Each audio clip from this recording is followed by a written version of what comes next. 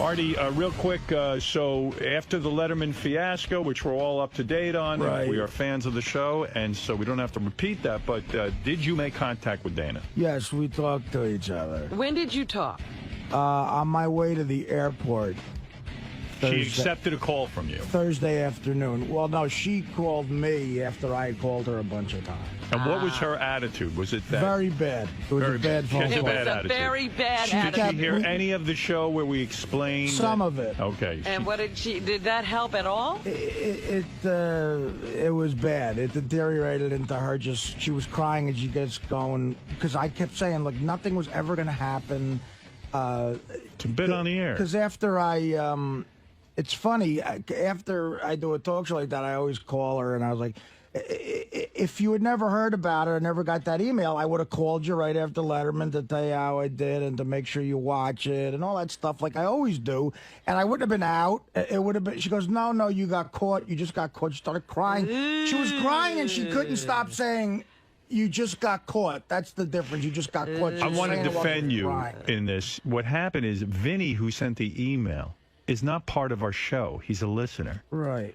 He took it seriously. He took it seriously and made all these arrangements. Meanwhile, Artie was going home, but he's never going to convince Dana. I tried. I'm backing you up on this one. Well, thank you. I mean, I tried everything like that, but she wouldn't stop crying. So how long did the crying go on? Did you torture yourself by staying online and listening to every tear? Yes, because I was there was traffic going into the airport, of course. So at least it was something to listen to.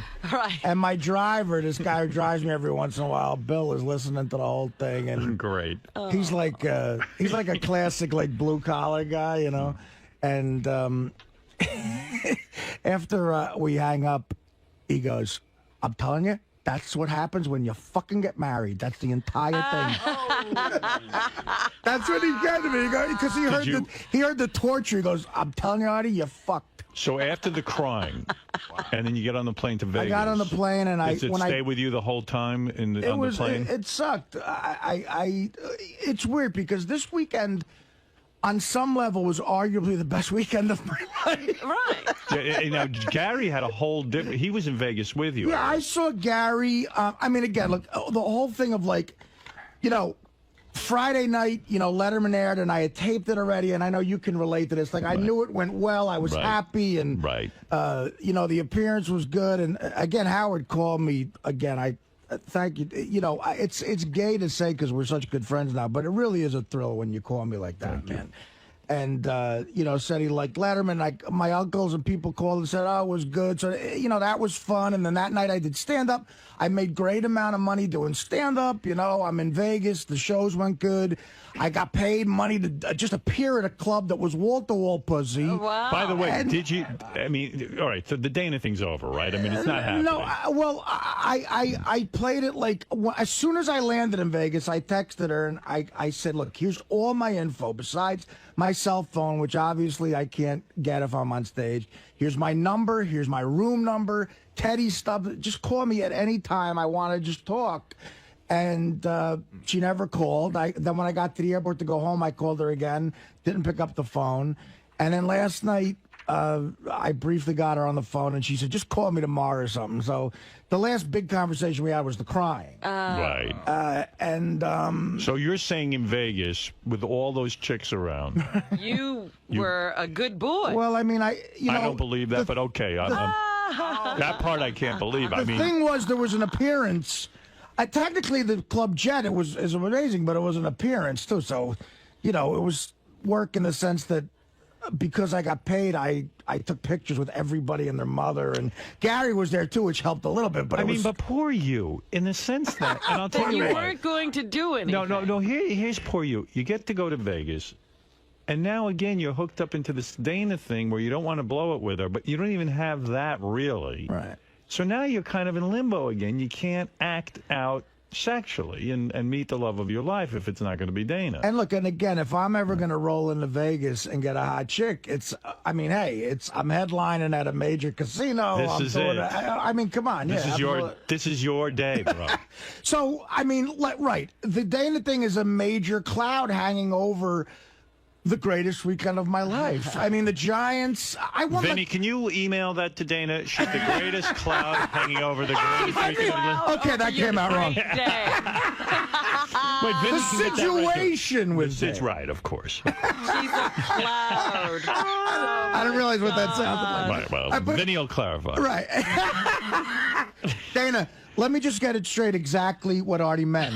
And you won 78 grand also on top of that. I went on the Giants. I mean, I won the goddamn coin toss. I mean, the fucking under, the Giants cover. Gary describes it as so funny. He goes, Gary has a gig out in Vegas as well this weekend. So stop me if I'm wrong, Gary. So go ahead. Well, first of all, usually what I would do is I go out with a friend, right? I always bring a friend with me because you get bored out there. You're sitting around all day. You can't gamble the whole day. Right. But Artie's going out. We're landing at the same time. And Artie even said, you know what? The greatest thing about this gig is Saturday, I'm done. All day we're going to hang out.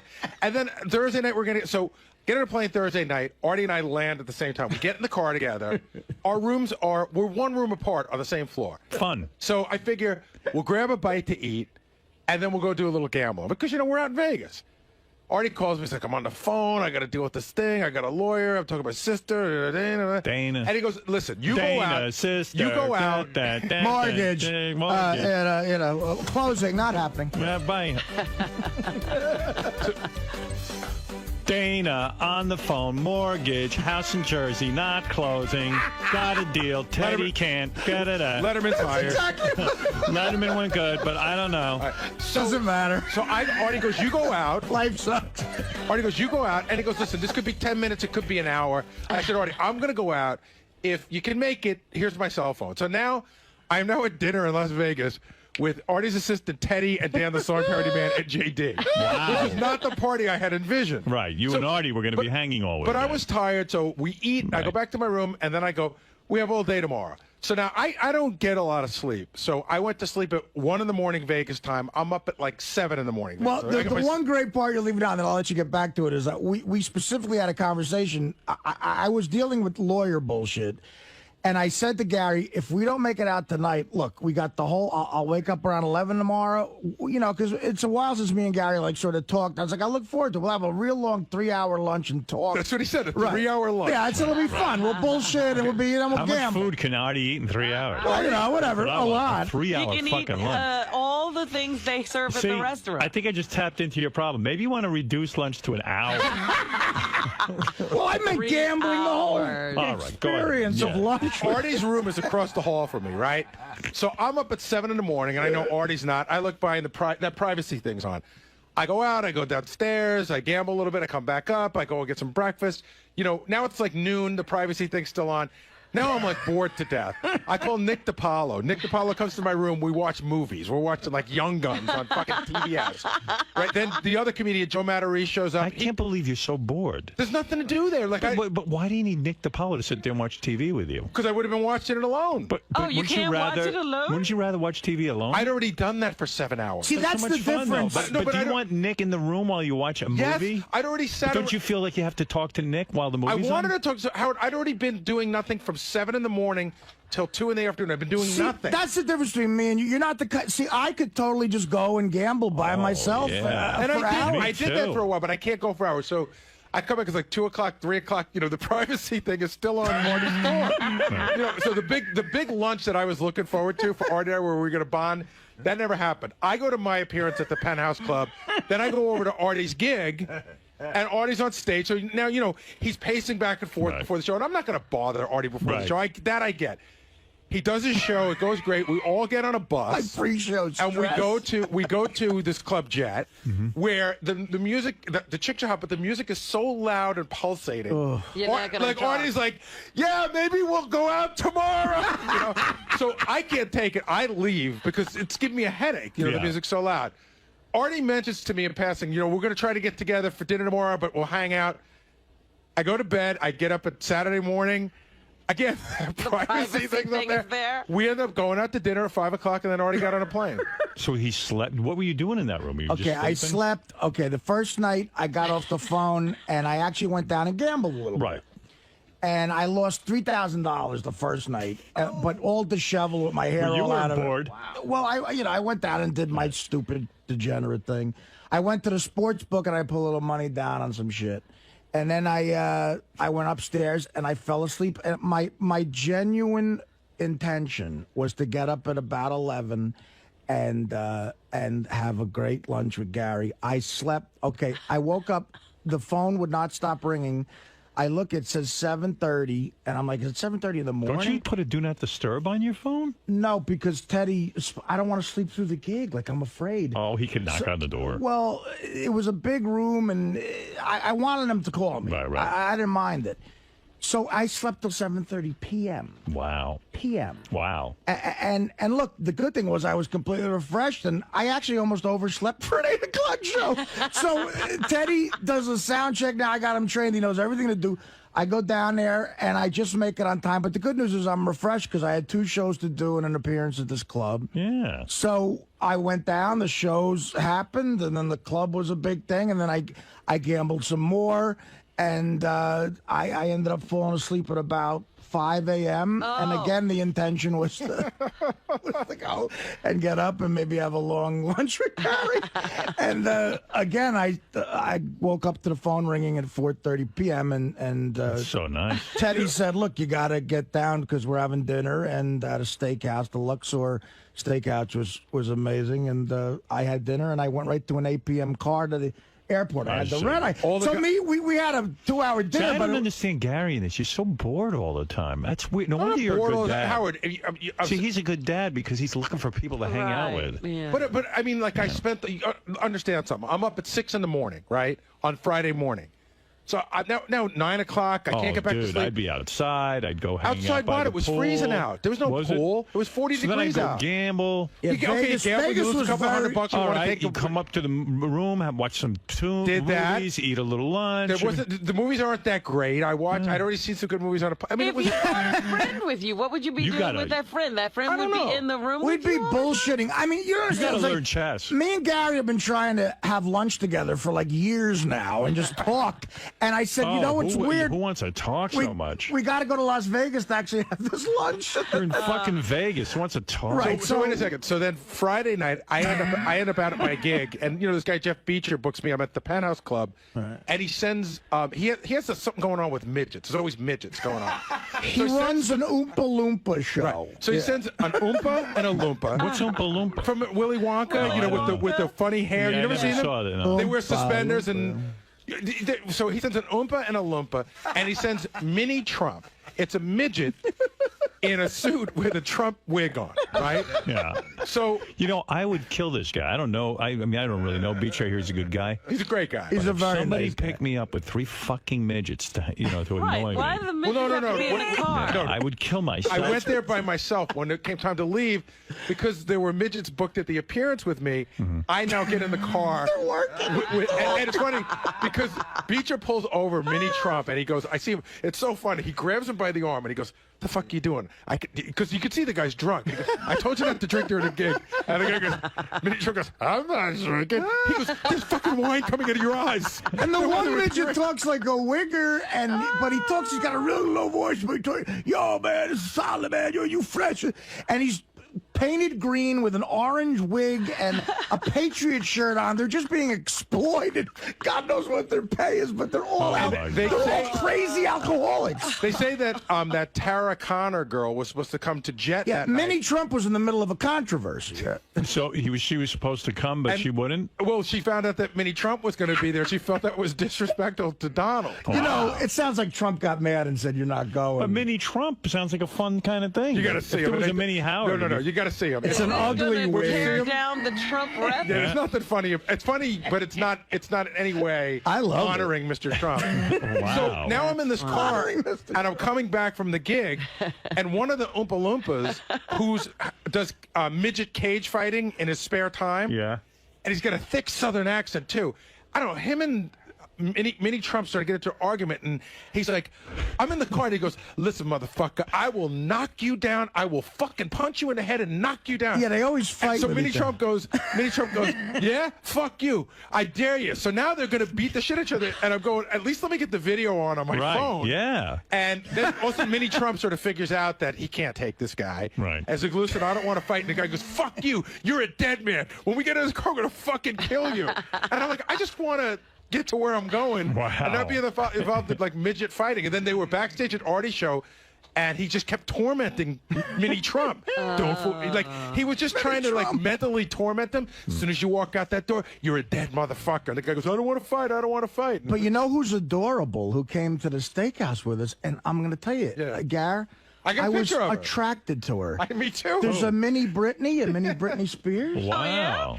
And she's a midget. Wow. But very nice. Her face is really pretty. She was sitting there. I said, is that maybe, I thought it was Beecher's girlfriend. I'm like, well, she looks a little short, but it looks like she's really got a pretty little short. face. She's a midget. No, but even Howard, I have a picture of Are her. you saying you'd fuck a midget? Totally. I'm saying I'd fuck this chick. I'd fuck Mini got a picture Britney. of I have a picture of her. Hey, guys, it's right behind where I keep Howard's mail. What's wrong with that? But you can't tell. That's how they're introduced, though. This is Mini Britney. You should buy her for your new house. In the picture, it's not so obvious that she's a little person. Really? Do you know what I mean? Let me see that. JD, would you fuck Mini Britney Spears? Would I? Yes, I would have, actually. I would have fucked anything. That happened last weekend. I don't know, but she's got the whole midget thing going. I didn't Really? see the midget thing. I didn't see the picture. I don't know. She was very nice, and you know what? I mean, I just feel, she's... You couldn't do that, huh? Oh, yeah, I got the same picture. Let me see. Well, you know what? She's cuter than in the picture. Does she have those little fat legs? Yeah, she's a midget.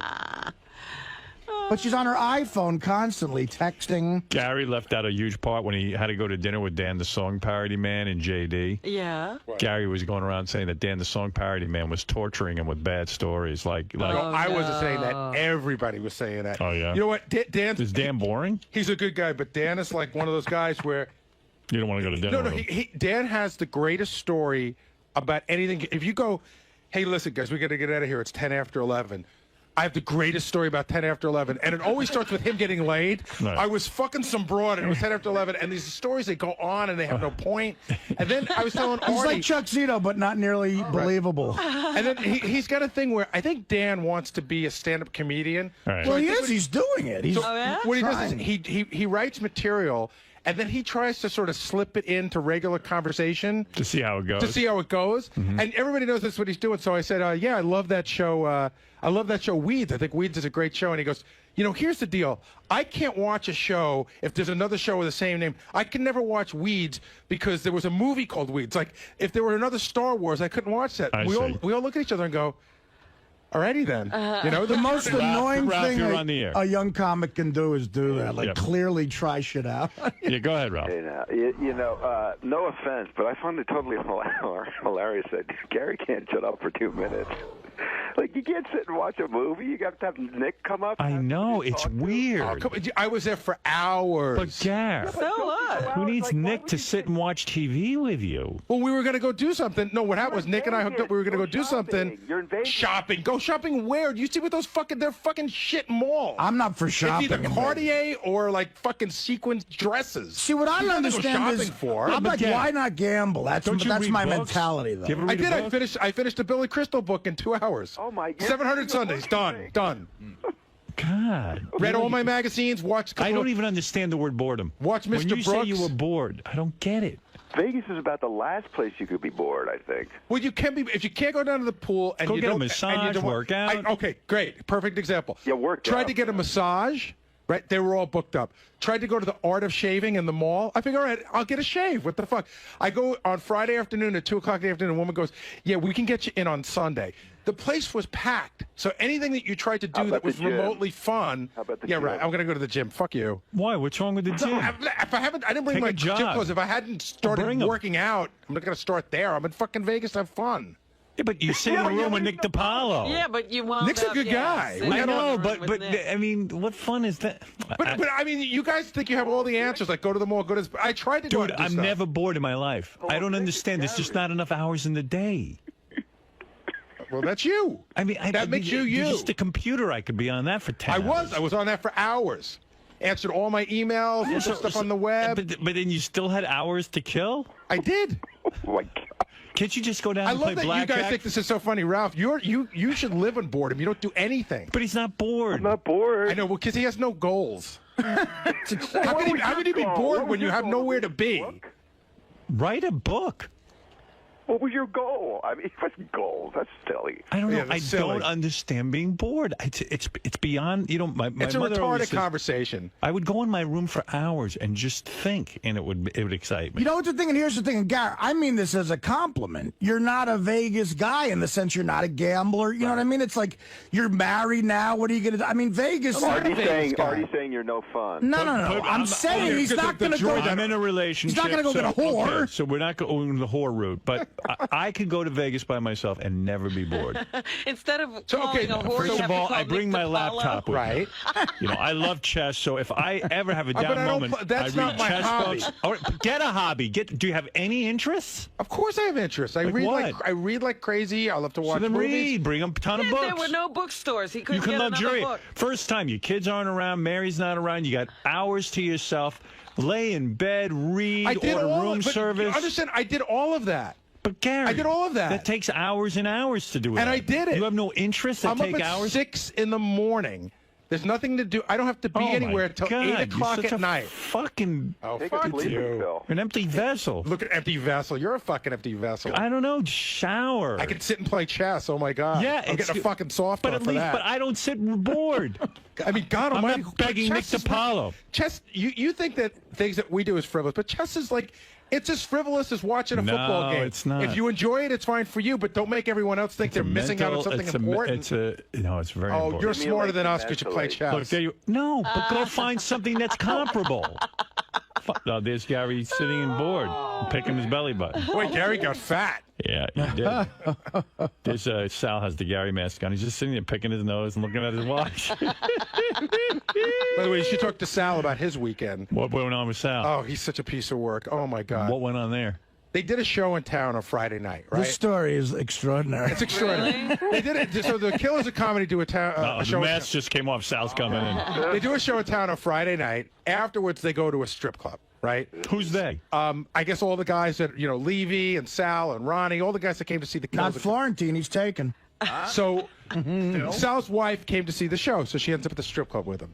She starts drinking. The way Sal's going to blame everything on everybody. Ronnie kept pouring drinks down her throat, like he Maybe forced her. She gets so drunk. Yeah. Wait a minute. Let's backtrack a little bit. Just so I get it right, and I don't get in trouble. Right. Let Sal tell the story. I figured, things. I've had a rough time with my wife. I'm going to take her out, and make her part of the crew, so to speak. Yeah. So, she had a good time. I went to the bar. She sat with Ronnie. Ronnie's pouring drinks down her That's what she wants, to be part of the crew. I want to make her feel like she's... What do you mean Ronnie's pouring drinks down her throat? Ronnie's giving her drinks and she's drinking them. Right. Well, Ronnie's a fucking victim in your story. He didn't hold her down. No. Okay, Ronnie's pouring drinks down her throat, and she's enjoying it. And she's enjoying it. Pouring drinks down her throat. They're drinking together. He got her a lap dance. I'm not complaining. Right. He got her a massage. They're having fun. I'm happy that my wife, for once in her life, is happy with me. Okay. She wasn't happy with you. She was happy with Ronnie. Oh, yeah, she was happy. She was away from me, and Ronnie was making her happy. And I was happy that Ronnie was doing it. So I'm at the bar, blah, blah, blah. Fast forward. Everybody's bullshitting. It's 1:45. We got to catch a 2:07 train. There's 6 of us. They go into the car. I go get my buddy Chris, who came with us. I go to get Chris. I can't find him. He's out getting his, dance or whatever. I finally find him. I go, Chris, we got to go. He goes, let me finish my dance. I go, all right, 2 more minutes. I'm waiting for him. I get a phone call. It's my buddy Ian in the car with my wife. There's 4 of them. He goes, we're in the car. We got to go. I go, so go. I'll catch the next cab behind you. Okay.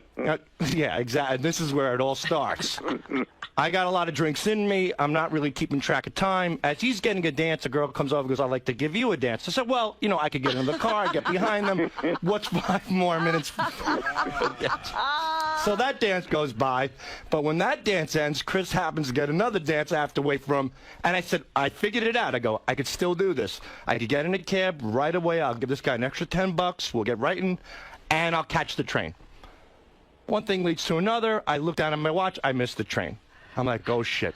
Well, I talked to Chris. I go, Chris, we missed the train. He goes, don't worry, we could catch it at 2:35 because this is what we'll do. We get 2 more dances, and you call your wife up and say you're on the train behind her. Right. I go, perfect. I'm 15 minutes behind. We get a couple of dances. I start doing some shots with him. Oh, my goodness. And I kind of black out. All of a sudden, I'm on the couch. Yeah, I'm on the couch, and my phone is buzzing in my pants. I think it's a phone call. It's not. It's a voicemail. I pick it up. It goes, I hear, Sal, I'm on the train with your wife, and she's throwing up all over the place. Where are you? So I go, holy shit. I turn to Chris. I panic. I jump up. I turn to Chris and go, dude, we got to catch the 2:35. We got it. He goes, 2:35. He goes, it's 3:45. I go, oh my God. I look at my voicemail. That phone call came in at 2:40. No, 2:20. Oh, She's already home already. So now it's 4:40 in the morning. Jesus. 3:45 in the morning. I go, Chris, what do we do? He goes, well, we're stuck here. We don't have any trains, so we waited till the place closed, and we got a ride home. I got home at about 6:15 in the morning. Oh my God. So you missed your wife's illness. Yeah, I missed everything. Of course. She's laid out on the bed. She's got red maraschino cherries crammed around her lips from throwing them up, I guess, from the drinks. Wow. He said she had alcohol poisoning. And, you know, so the thing is, you know, don't drink when you go out with your wife to a strip club. Oh, unless, is that the moral? No, here's the moral. Don't bring your wife to a strip club. That's why you're Howard Stern. You got it. I mean, So, what are you doing? What is it, Ron? Well, I told him that right from the beginning. Yeah, I mean, what is When that? we were at the comedy club, I said, what are you doing? Yeah. It's idiotic. Ron's disgusting. He did. Ronnie was And then I said to him, I said, nothing, Sal. I said, you know, don't bring 100 people with you to the strip club. Right. What does he do? He brings half of Hicksville with him. No, half of Long Island came to the strip club. Wait a minute. I brought 6 people with me, and then other people came. I said to the guy in the front, I told Ron only 6. Who were those other 2 guys who wound up there at the end? The interns. No. Yeah, how'd they wind up there? They were at the show and they found out we were going to the club, but they came in, they paid. Everybody was a gentleman. Nobody was breaking balls or anything. No, dude, I'm not saying that. All I'm saying is this: is that it happened with me. I try to give my wife a good time, and I really. Now wait a minute. Now let's get something straight. I wasn't pouring any drinks down Christine. She was drinking. Yeah. Every time she'd finish, she was drinking. I could tell you, she was drinking orange vodka with 7-Up. And every time the glass was almost empty, she would be going, I need another drink. And I don't care where my husband is. Where is my husband? But I don't care where he is. Because he was half the night, he was nowhere to be found. Yeah, we didn't even know where he was. This was a night out with your wife and you weren't with her I knew where I was, Howard. You guys are doomed. I knew where I was. And then, wait, the best part was taking a leak. The shot girl comes over with a straight vodka in the bottle. And she's sitting there doing shots, one after the other. Wow. My wife doesn't. I see. This is a different side of my wife that I never saw. Why didn't you hang with her? I did, but I wanted her to have fun. But get some dances with her and let her maybe get some lesbo action. I did. I mean, Ronnie was the maitre d' of pussy that night. You know where to be found. Ronnie was hanging out with her more than and I was happy for her you're because. Finished. Listen to me. When it's I go over. Hold on, Howard, please. You were like, great, Ronnie's taking her off my hands. Sal's mad that he got to see a side of his wife that only the emotional friend got to see. Dude, that was a perfect time. Like, maybe you could have gotten something going with her. Well, when she stood up and started wobbling, I knew I wasn't getting laid at home, so it didn't matter hanging out extra 20 minutes. Lap dances. Howard, the other annoying thing that she kept doing, like, I was getting a lap dance, and right in the middle of it, she's like, wow, wait till your girlfriend hears about this one. Oh. She was, like, judging lap dances and stuff. She's I was a spy. like, get the fuck out of here. You know what, Howard? Jackie, she used to say it all the time. He said, never bring the wives behind enemy lines. So the next day, Howard, she can't talk. She loves lap dancing. Her throat was so swollen from vomiting all night that she couldn't talk. Not only vomiting. Wow, hey, perfect girl. It was perfect for me because she couldn't bitch and moan at me for not getting. So I'm like, this is. But I called a doctor. I had a doctor come over, checked her out. He got her some steroids to bring the swelling down. I got her some soda. I was like the Florence Nightingale of this pain in the ass for the whole day. Roger Clemens? But the thing is that since she couldn't talk to me, I called my buddy Ian. I go, when she was throwing up on the train, what was she saying? He said she was throwing up and going, bleh. If I had a job right now, that cocksucker would be out of here. She said really? That sucks. Yeah. That's bad. I said to her last night, we were laying in bed. I go, I heard that when you were throwing up, you said if you had a job, I'd be out of here. And she looks at me. She goes, honey, she goes, I take care of the kids. I drive the bus. She goes, I got 2 jobs, and you're not leaving. So I'm like, all right, I don't know. Kind of romantic. It was like almost like the mafia giving the final handshake. You want to hear the real? But I bet you she looked good. Yeah, she looked She's great. loaded. You could hook her in with another chick with a lap dance, and he could have had a nice night. And you know with his what? wife. The first lap dance she got, she was totally not into it. And as the night went on, and the drinking went on, and she got then she got a massage. Right. And she loosened up. You could have worked her. Oh, without a doubt. Right. But she wasn't that drunk, not for Ron. But come on. I know what you mean. So anyway, so the point I'm bringing out is she's having a great time. He's nowhere to be found. So at one point she goes, I go to her, Christine, you don't look so good. She goes, the room is starting to go spin around in circles. So I go to him. I go, I finally find him. I go, I think you better take her home because she's really messed up. He goes, nah. Don't worry about it. It's okay. All right. So she goes. I go to stand her up, and it's like she couldn't even walk. So I had to walk into the bathroom. And then Ronnie gets stuck. Then I walk into the bathroom. I walk her back, and then I go, Sal, you got to get her out of here. Okay. And I did. And Wait. So he gets her outside. He gets her in the cab with the friends. And he leaves her. Yeah, I just told that story. Right. So I leave like 15, 20 minutes later, and I figured I want to see. I called him on his cell phone to see how she was. He goes, I don't know. I heard she threw up in Penn Station. I go, what do you mean? He goes, I'm still at the club. You're talking to a guy in the club when you're in the club. He was still in the fucking club. I wasn't throwing up. I was in perfect condition. Thank you, Rombo. And I want to thank. Thank you, Sal. I want to thank headquarters too. Wonderful place. I still think it's funnier that Gary's born in Vegas. If I could get one good thing out of this. What do you think was funny, Ralph? That Gary's born in Vegas. Yeah, he's bored in Vegas. The only fucking moron who's bored in Vegas. I mean, I wish I was in Vegas. It's unbelievable. Gary's unbelievable. I'm bored, Wolf. I can't think of a thing to do in Vegas. What do I do now? That's like the entertainment capital of the world. I sat in my room. I mean, and by the way, the guy's always busy with his kids and his wife. He finally had time to himself. Hold on. If you're gonna talk, let me get a fucking word in. No, fuck you. Ralph's such a legend. What is there to do at 11 in the morning in the entertainment capital of the world? What's there to do? You know what, Gary? Let Ralph answer. He's a fucking authority. All right, you could do 9 million things. You could go shopping. You could go to... You can't go shopping there. Gary, his passion is shopping. His passion is working out. You are passionless. He doesn't shop in Vegas. I always told that about you. He shop without your credit card. They got some of the best shopping in the world. Again, they got every store there. Every store you go... I've never seen a store. But Gary, that's his passion. Artie's passion is gambling. People have passions. I mean, you're sitting in a room twiddling your thumbs. Passion that I could bring to Vegas. I apologize. It's called playing blackjack. I could do that for 15 fucking hours straight. Poker. But listen, you're not going to play blackjack for 15 hours straight if you're losing, Howard. You of all people. All right, I would stop. And then I would go do something else. I'd read a book. You're there without your wife and kids for once. You have a free day. Fucking walk around. Just fucking read a book. Why was it so horrible to have dinner with Teddy and JD? Oh, please. He's better than I'm going to lock you in a room with those two, Robin, and you'll see Gary. That I understand. Howard, Artie, and Robin, 3 of the most antisocial people in television. Gary, I've never... Gary, I'm saying the reason I'm antisocial, I'm so fascinated by myself. I don't need anyone. But you go talk to your shrink about how fascinated you are about yourself. I do. And you know what, Gary? Thank God for it. My mother would say I would be in my room for a day. They wouldn't even see me. I sat there by myself. I loved it. I was the same way. I could announce a whole baseball game in my head where I was the hero.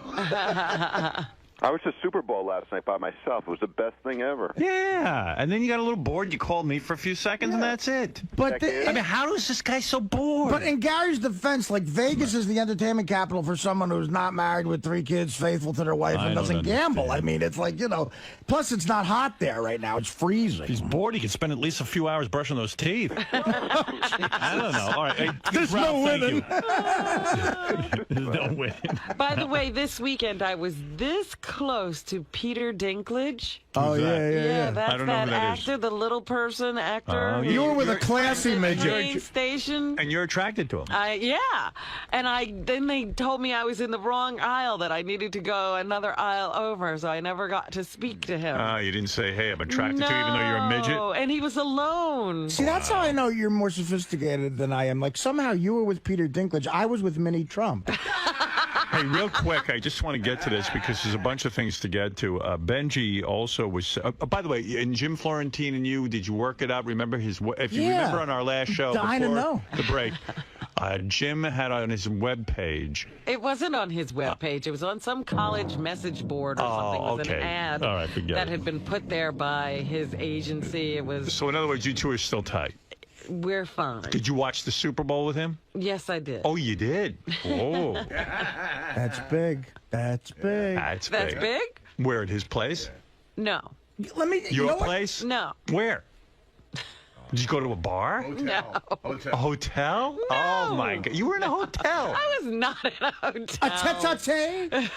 You know what, Howard? Like, did you guys make it fun for this? Like, what were you doing, like, during Super Bowl? Like, we were at his brother's house.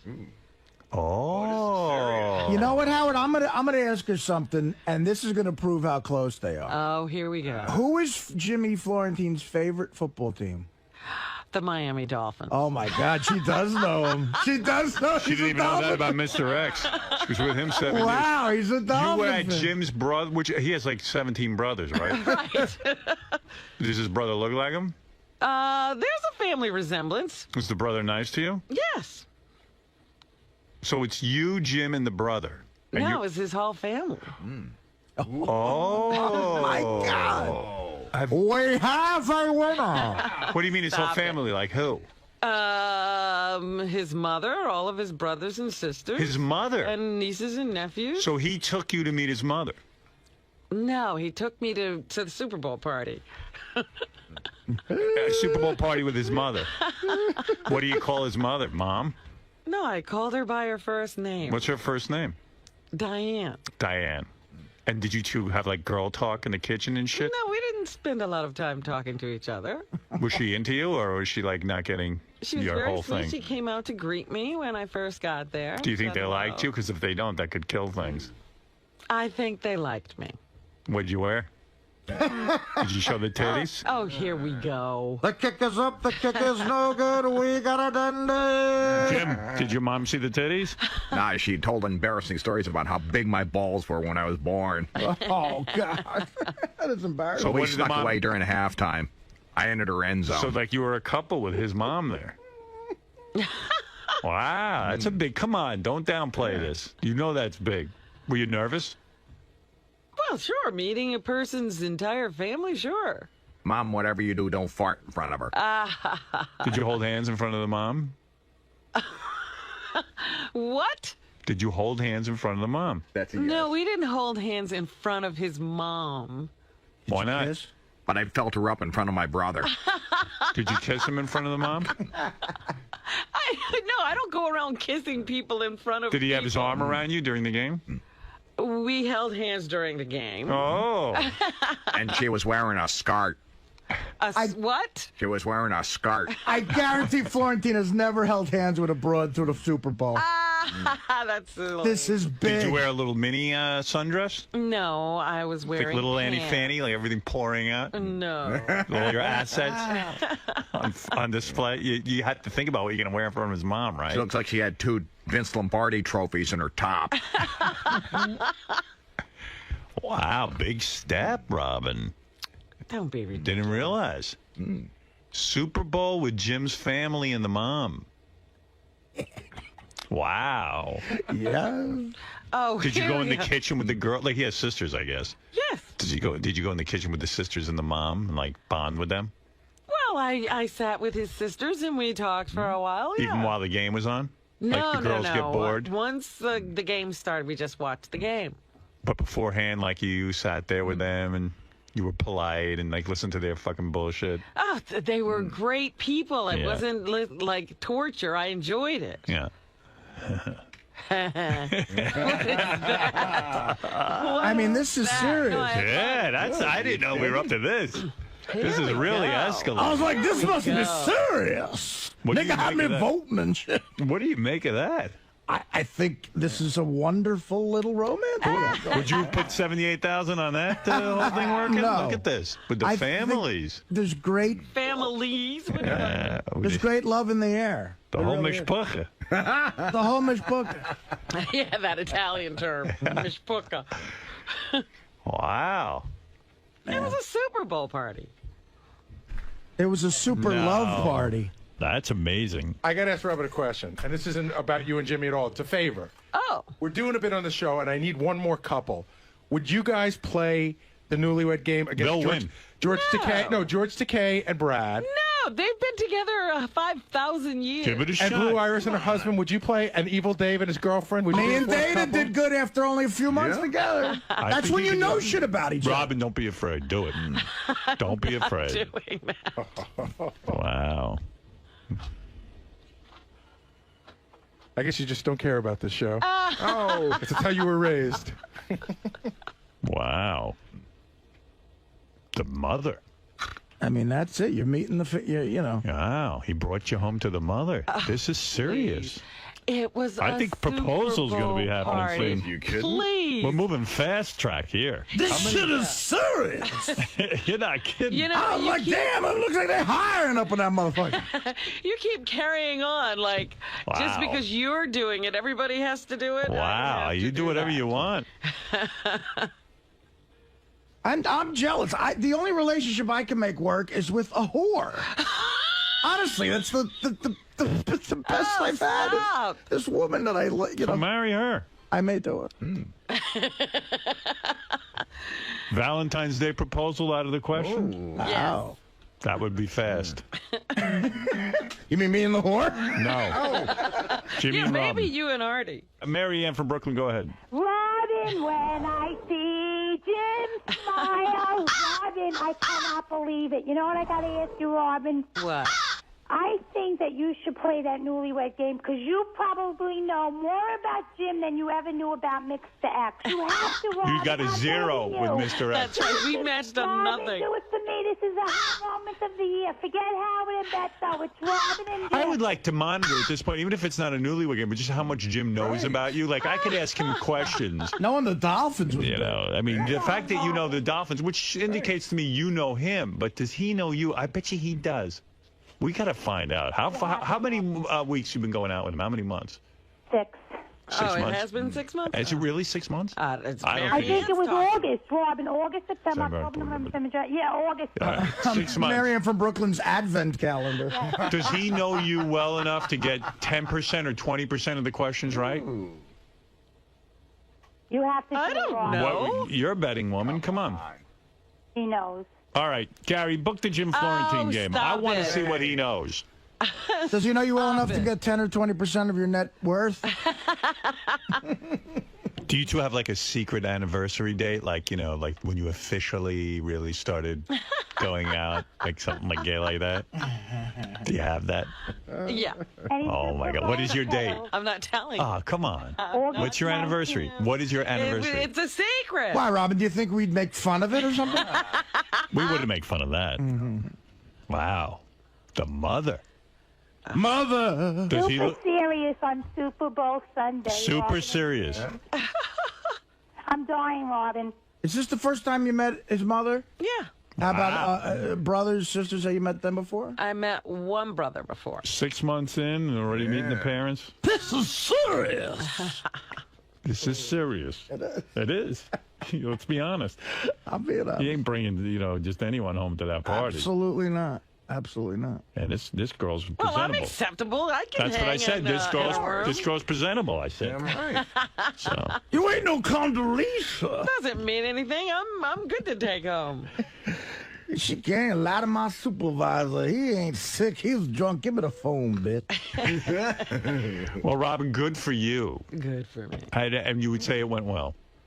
Any awkward moments?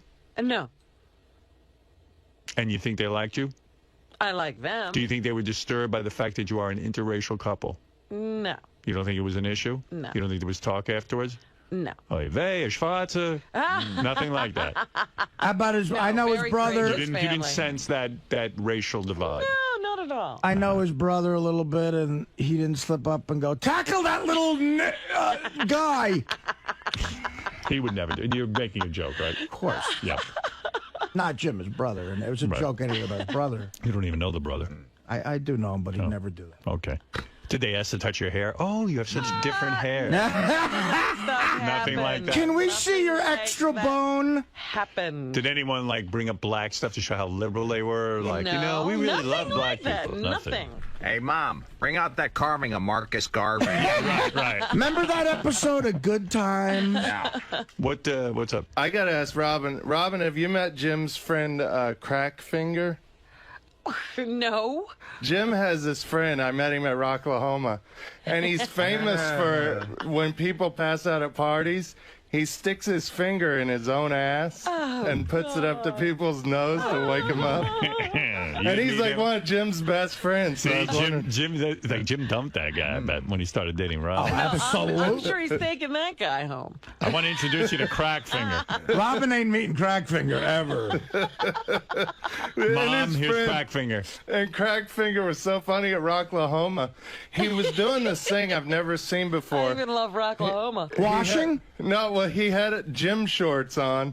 He was drinking a beer. He'd lift his gym shorts up and piss everywhere while he was walking. Nothing like a guy who does that. Man, Robin, he's my favorite. You haven't seen any side of him like that yet. No. Yeah. No. Yeah. You'll meet Crackfinger one of these days. Yeah. Marry Jim, you'll meet Crackfinger. Crackfinger. He's the man with the smelly touch. Crackfinger will be your, probably his best man. Oh my God! And this was the greatest thing Crackfinger ever did. Oh. We were on the plane to Rocklahoma, flying to Tulsa. Crackfinger had a massive zit on his forehead, right? Like a white pussy zit.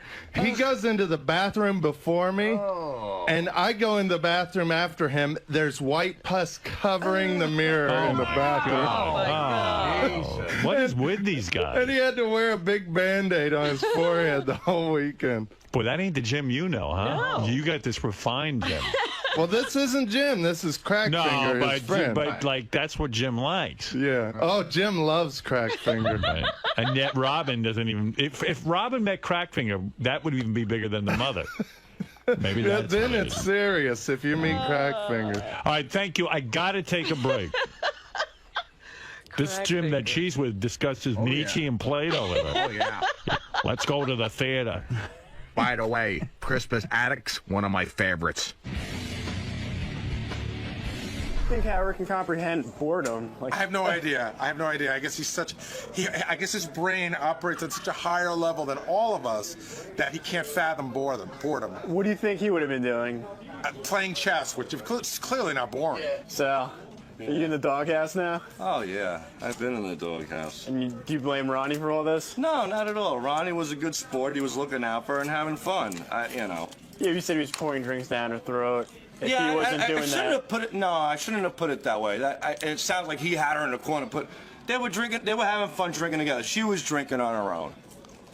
So it was nice that Ronnie was around to let me know that she was getting sick, because I had no idea. If he wasn't there, you wouldn't know anything about it? If Ronnie wasn't there, I don't know what would happen. I probably wouldn't even be here right now. I'd probably be dead. So, he was the savior of the night. Real gentleman, Ronnie. Thank you. Good job, man. No problem. No problem. He's a good guy. Sal let his hair down the other night. Is there that was the first time I saw the real Sal.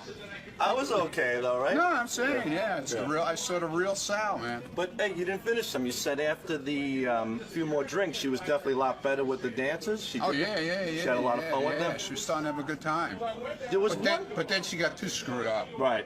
And There was one point you said that the dancer tried to suck her nipple and she stopped her, or she That let was her? the first dance. Oh, okay. And she wouldn't let it go down. No. Right. Because everyone's saying, your wife almost got her nipples sucked. Like it was like the second coming of Christ that Christine almost got her Did it come out? I don't know. Oh, jeez. Wait, Sal, where were you during all this? Ronnie knew where I was. Yeah, I knew where you were. I was at the bar. I was really at the bar on the side there, hanging out over there, and then I would walk down, and I was talking to one of the other guys at the club, Myth, great guy. Can I say Myth? Yeah, Myth's a good Myth's guy. an awesome guy. So. Which I was just really bullshitting. I saw my wife out on phone with Ronnie. I knew she was safe, so I'm yapping away, and that's basically it. And then before you know it, time passes by, and she's home. Yeah, but the best part was when I called you and I thought you were with her on the train. Right. And then you tell me, well, I heard she threw up in Penn Station. I'm going, what do you mean you heard? He goes, I'm still here. Is there a moral to this story? Yes. Leave your wife home, you don't bring them to the strip club. That's exactly it. Alcohol, yes. Strip club, yes. Wife, no. No questions. No questions. So you met Jim's family. That's a. That sells tickets to there's guys who have HBO stand-up specials that open for me on the road. I mean, that's the truth, because I'm on the Stern Show. I mean, I don't care, Ross. I really just don't care. All right. Let's see. So Artie, who ever since he got off heroin is very energetic, appeared on a bunch of shows. He is Mr. Energy. No, Tim Sabean called me and asked me to call into Chris Russo. I wouldn't have done that. Well, you can do sports with Chris. Yeah, right. And I heard that, by the way. You heard it, Fred? Oh, yeah, I heard that, by the way. He's not your friend. Yeah, I know. I mean, Russo was, he was doing... I didn't think Russo was... I thought you might have overreacted to Russo, and I'll tell you why. I definitely think so, listening. too. I haven't heard the whole thing. We'll play it now. He thought you weren't funny.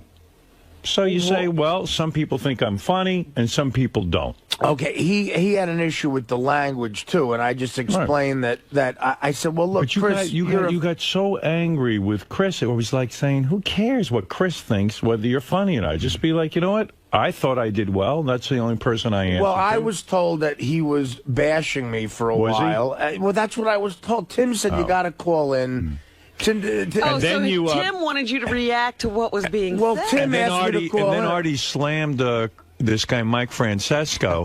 Turns out Mike was defending Artie. You were on fire. Oh, dear. Well, I've been wanting to slam Francesco for a while. He gave me a bad tip on a couple of college games. Well, that's very understandable. So, anyway, let me play you the Artie. What was Artie busy with yesterday? Yeah, page. How many shows yesterday? I'm going to get you a bunch of clips here. What page is that again, Gary? The Artie page. Artie has his own page. JD, page 1. Okay. All right. Here's Artie versus Mad Dog. What about that first clip? Can I pass on that one and just get right to pass on the first clip. Okay. Here's Artie versus Mad Dog. The two of them going at it yesterday. People guffawed laughing. They don't laugh. They laugh politely if they have to. People were barreled over laughing. Watch the fucking tape. Artie, I'm a big fan. You were not funny.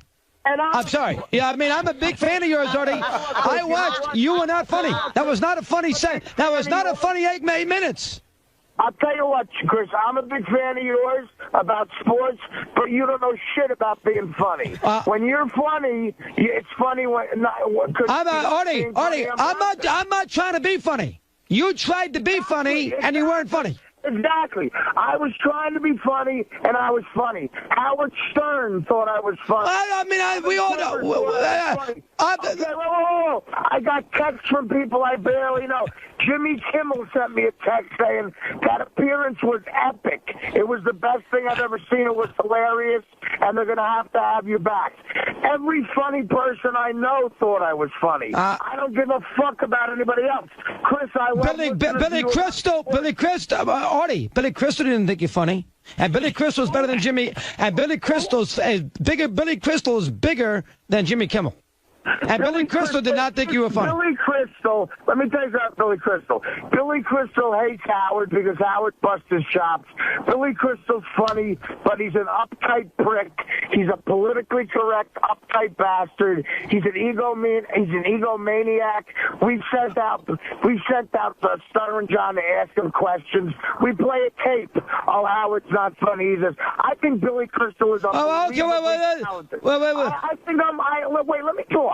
I think Billy Crystal is unbelievably unbelievably talented. His stand-up is unreal, but he's full of himself, and he's taking it too far. I'm a Yankee fan like him. Now he thinks he's Mr. Big Shot, Mr. Pretentious, Mr. I Meet the President. So I don't give a fuck what he thinks is funny. I give a fuck what my fans think are funny, and they thought it was funny, Chris. Artie. And I don't care if you think it's funny either, even though I'll listen to you talk about the Jet-Giant schedule and what the record's going to be, but don't tell me about being funny, and I won't tell you about... Well, hold on, but Artie, you need a guy. You tell me about sports. You're allowed. I mean, I don't say, well, hold on now, what does Artie know about sports? I don't say that. So why should you say that about me, about why I can't judge a comedian? What, you're allowed to judge your sports, and I can't judge a comedian? You're entitled to your opinion, but I don't respect your opinion about comedy. I tell you about sports, and a lot of times I'm wrong, and if you tell me I'm wrong, I'll believe it. Chris, I love you, man. You know I'm a huge fan of yours, but you're wrong about this. I was funny, and look at the audience. They guffaw. You can't judge. Wait, Chris. Oh, hold on now. Let me get this straight. Artie, let me get this straight. I'm not allowed to judge your comedic value, but Michael Irvin can. Is that the way it's supposed to work? I can't judge it, but if Michael Irvin laughs, you must be funny. Michael Irvin doesn't know anything. Chris, you could judge whatever you want. And Michael Irvin could judge whatever you want. I don't give a fuck about it either way. I'm just saying one's right and what. Well, hold on. You brought up Michael Irvin 4 times that he thought it was funny. Well, why should Michael Irvin be able to judge it and I can't? That doesn't work. Michael Irvin's not a comedian. Well, why can't he's a football player. A retired one at that. I'll tell you what. He's got no credibility with comedy. Chris, you gonna let me talk or what? Yes, go ahead. You gotta answer the question, though. Because, Chris, I met Michael Irvin, and quite frankly, he's funnier than you are. Right? That's how it is. You're funny and you don't... Michael Irvin can't get a job in the media business. ESPN fired Michael Irvin. Nobody wants Michael Irvin on. You're making Michael Irvin's a big talent in the broadcasting field? Why the fuck was he on? Because he's a Hall of Fame wide receiver, Artie. You think he's not because he's funny? And I'm on Joe Buck Live because I'm on a Hall of Fame radio show. How'd that sound, motherfucker? Well, that's different, Artie. We're not talking about... Forget Stern. We're talking about your appearance as far as humor is concerned and about language and about all those things. How about going on, Buck, last night and use better language and not make everybody cringe in America? And being boring and nobody cares. Would you be talking to me right now if I went on and talked like Carol Burnett for fucking an hour or some other fucking jerk off you think is funny like Bob Hope? You're talking to me right now because of what I did. Is Bob Uecker funny? Is Bob Uecker funny? Yeah, Bob Uecker funny? I think Bob Uecker's hilarious. Okay, does Bob Uecker use bad language? Off the air. In his jokes, does he use bad language, Artie? The answer is no. What the hell is he talking about? Chris, you're caught up in the 1940s, brother. I'm a Richard Pryor fan. I'm a George Carlin fan. I love Sam Kinison. I love guys who were on the edge. You don't. It's a difference. Howard Stern. And don't bullshit me, man. I used to listen to you and the Mike and the Mad Dog, and you guys would always talk when you were kissing Imus's fucking old ass. You would go, oh, Howard works blue. I don't work blue. I grew up listening to Howard, man. I work blue. And Joe Buck knew that, and he got it, and the fans fucking loved it. And today, people are talking about his show because of it. The one thing I don't understand, maybe you know this and clear it up, Artie. When did Billy Crystal comment on Artie's appearance? I don't know. Never. Russo seems to be aware of something no one else. Maybe they had a personal conversation. Are they close, Billy Crystal and Mad Dog? I have no idea. Howard. That is so funny. Howard, listen. I got more, by the way. I know, but listen, I am a fan of Russo because he's real. He's really a geek. I mentioned Norm Macdonald to him, and he said, the guy on Cheers, Norm. No. You know what I mean? So he doesn't know anything about outside of sports or modern day stuff. It wasn't his cup of tea. Right, exactly. But he was yelling at me too, Howard. I mean, I was yelling back. Michael Irvin thought it was funny. He did. That was fun. Chris is a funny guy. He is funny. When he starts yelling, he's just funny. I love when two guys argue over whether they were funny or not. It's the best. I mean, I've gotten caught up in that crap. Was the best. He's a football player. Yeah. Well, listen, I mean, right, exactly. Well, whoever's in the audience, when you're a comic, you're just happy anyone's laughing, man, you know. It seems like you're getting caught up lately in a lot of fights with people, a lot of agitation. I'm worried about you, honestly. Honestly, Howard, I'm fine. I really am. But people are fucking with me.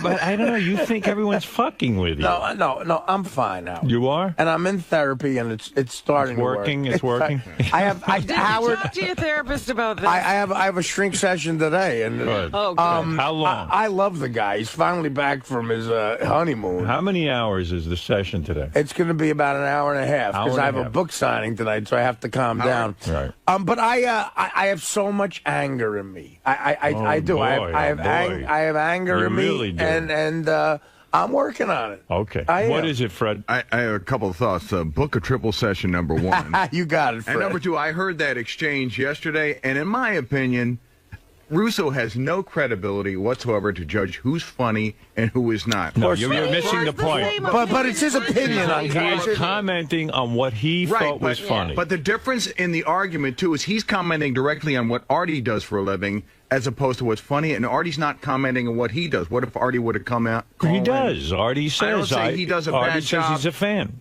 I don't say he does, but what if he called in and says, I don't think you're doing a particularly He says good show he likes today. Artie. He's a fan, but he didn't think this performance was his best. I think that's a nice little cop-out when people want to say something shitty about you. They preamble it with, I agree. You know, I'm a fan, but... He sounds like that guy, 𝗦𝗵cie𝘄. Look, Howard, I he was gave his opinion. Right. Quite frankly, who cares what Mad Dog's opinion I agree with is? it. But Artie did his thing. I just want to say one thing. Also, his opinion is colored because his favorite comedian is Carol O'Connor. Yeah. And that's not even a joke. Well, I mean, you know, Carol O'Connor is a great actor, but exactly, he doesn't know what he's talking the about. Second point, I listened long after Artie had his meltdown on the air, and he admitted, I believe he admitted he didn't even see it. Oh, so then how could he comment? You know what? That's the beauty of Chris. He did not see the show. Mad Dog didn't see the. Did he watch the performance on YouTube or something? No, he either watched it on YouTube or he heard the tapes. Or Billy Crystal called him. He did not see the show. Billy Crystal called him from the movie set. Chris, I'll apologize ahead of time, but I believe it was about maybe a half hour, an hour afterwards you admitted you didn't see the show. I just like that Billy Crystal is discussing this with Mad Dog. It would have been nice if Billy Crystal could have said it in his own words. Hey, Howard. Yes. First of all, before a Springsteen concert, I went on Mad Dog's show a couple weeks ago. Right. And what I did on the Joe Buck show compared to what I did on Chris Russo's show looked like Romper Room. I mean, and he hugged me afterwards and said, that was great. I loved it. I mean, what you know, I mean, this is satellite radio. I am a dirty comedian. I admit that. I'm not as smart as Jerry Seinfeld, I guess. I'm not as smart as... But when you go on, let's say, Letterman or Conan, you do not work dirty. You're able to do both. I can do both, right. But on HBO, I figured, what the hell? Let it loose, man. Right. Why not? All right, here's Artie versus Mad Dog round 2. Oh, boy. Artie, can we calm down with the language on that kind of show? Can we do that? Listen, it's HBO, Chris. I will never listen to you with comedy advice, okay, buddy? You pick up my DVD, I curse like crazy. It's rated NC-17. But I know when I buy your video. Artie, I know when I buy. I'm not going to your fucking kid's 8th birthday party. Well, what am I supposed to do? Turn off HBO? I know if I buy your video, I know what I'm getting. I know when I sit there and buy your book, I know what I'm getting. It's HBO. Artie Lange's on HBO. What do you think? You're going to hear me through a psalm from the Bible? You got to be. Are you not stupid? You can't calm down. Artie, you can't calm down. Artie, you can't calm down a little bit? You can't calm down a little bit right now either? I'm fine. You can't calm down a little bit, Artie? You're not fine. You're not fine. You know what, Chris? No, I like to go over the line. I like to shock. I like to be funny. I like creating uncomfortable shit, and I love conversations like this. This sells books, man. I'm a businessman, too. My book went through I'm #1 on the Google Trends today. I don't give a shit about shit that much, except I want to be funny in my own way. I'm not censoring myself for anybody. This is like Lenny Bruce shit, man. Lenny Bruce got arrested, so I'm allowed to curse on HBO, and I'm going to fucking honor that. Howard Stern went through hell to be able to get me to... Howard Stern got FCC fines. Howard Stern's the reason you're allowed to talk like this on the radio right now, and I'm going to honor that. I'm not using bad language, Artie. Artie, listen, I love Howard. I don't use bad language during a talk show. You love Howard. There was different shit going on a few years ago with you and your fat fucking... Oh, we gotta leave Mike alone, Artie. Please, that's not fair. Don't get on Mike. It's not his fault. Mike's fat ass is giving me shit. I saw Mike once at a Knick game. I couldn't believe they didn't sell him 3 seats. His ass was so fucking... Oh, Artie, come on. Don't pick on Mike. What did Mike do to Mike? Didn't do anything to you. I'm not picking on Mike, but he's picking on me, so I'm hitting... Well, when is he picking on Artie? Chris, let me tell you something. I'm from the street. You hit me, I'm hitting you back. When did Mike pick... In 20 years that I was with Mike, he never mentioned you once. When did Mike pick on you? I got a bunch of phone calls saying Francesa's trashing you, so guess what? Artie, did you hear it yourself, or are you going by what your friend told you? Oh, right. I'm sure my friend would call me up. Well, I mean, people like to cause... Artie, people like to cause dissension. Yes, friends will call up. Yes, friends will say... People say things to get a reaction. That's what people do.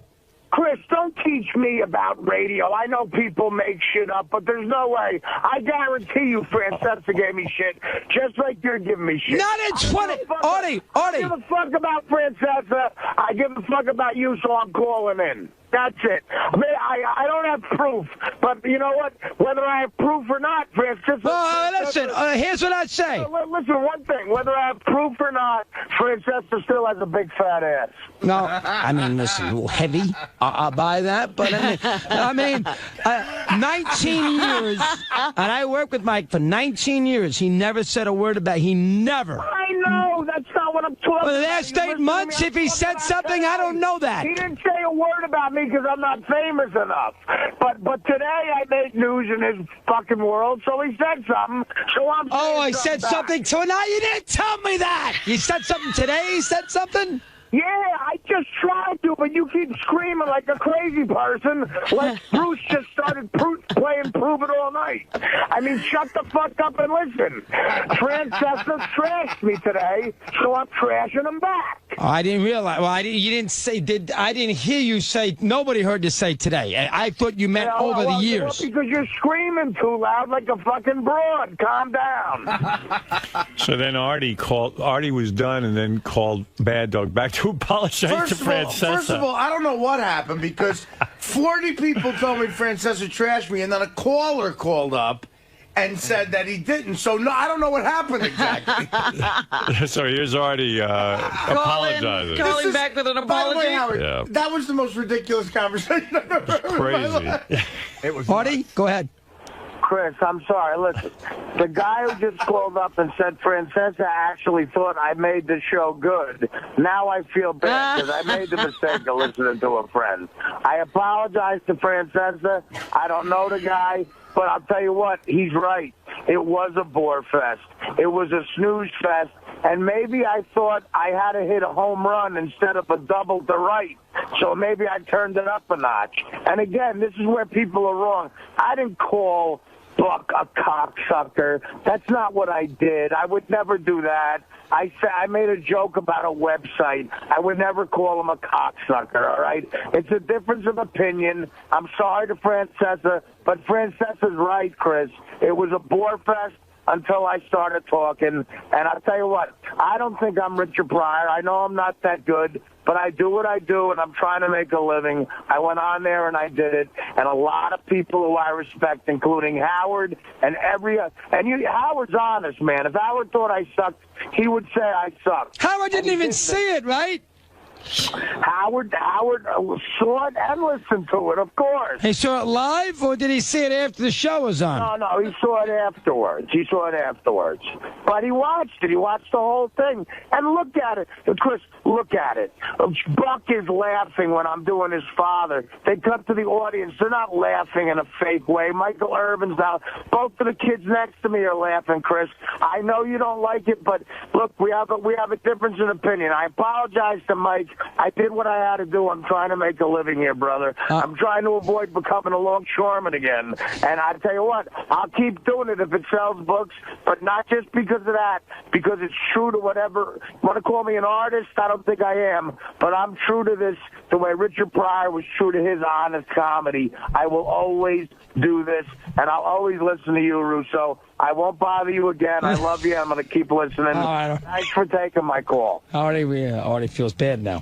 Artie was feeling bad, and is it true Mike Francesco really had to buy 3 seats at the stadium? Well, it's expensive, too. Right. $2,000 a seat. Well, there you go. I mean, you must be a little bit worn out, huh? I am, Howard. You're yelling and screaming and I feel a fraction of what it must be like to be you when you get a lightning rod of stuff. It's like, I mean, but the New York Times called me. I mean, there's a war on. You're like Crazy Alice. You're yelling and screaming on all these radio shows. Well, I mean, again, I would never. Has he become Crazy Artie?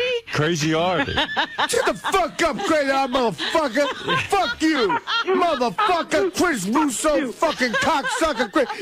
You ain't no Italian. You ain't no Italian. Fuck you, half Fred. You suck dick, don't you? You suck dick, don't you? I'm leaving that to cocksucker. Listen, Howard, I wouldn't have called. I wouldn't have called if Tim asked me to call. What I thought was really wild was that HBO now on their website bleeped the entire thing. Like, they have bleeps in it? They're uptight about the language that was used. I guess their sports areas where they don't curse. I guess. I don't know. Well, I think they want to be, they're a little schizophrenic, as you said. They want to be a bunch of different things, HBO Sports and HBO Regular, and, they're the dirty channel. Here's the crazy thing, Howard, and I've said this before on the air, I am such a fan of HBO Sports. Their documentaries, Thrill in Manila. Mm-hmm. Like, they are, Liv Schreiber does all of the narration.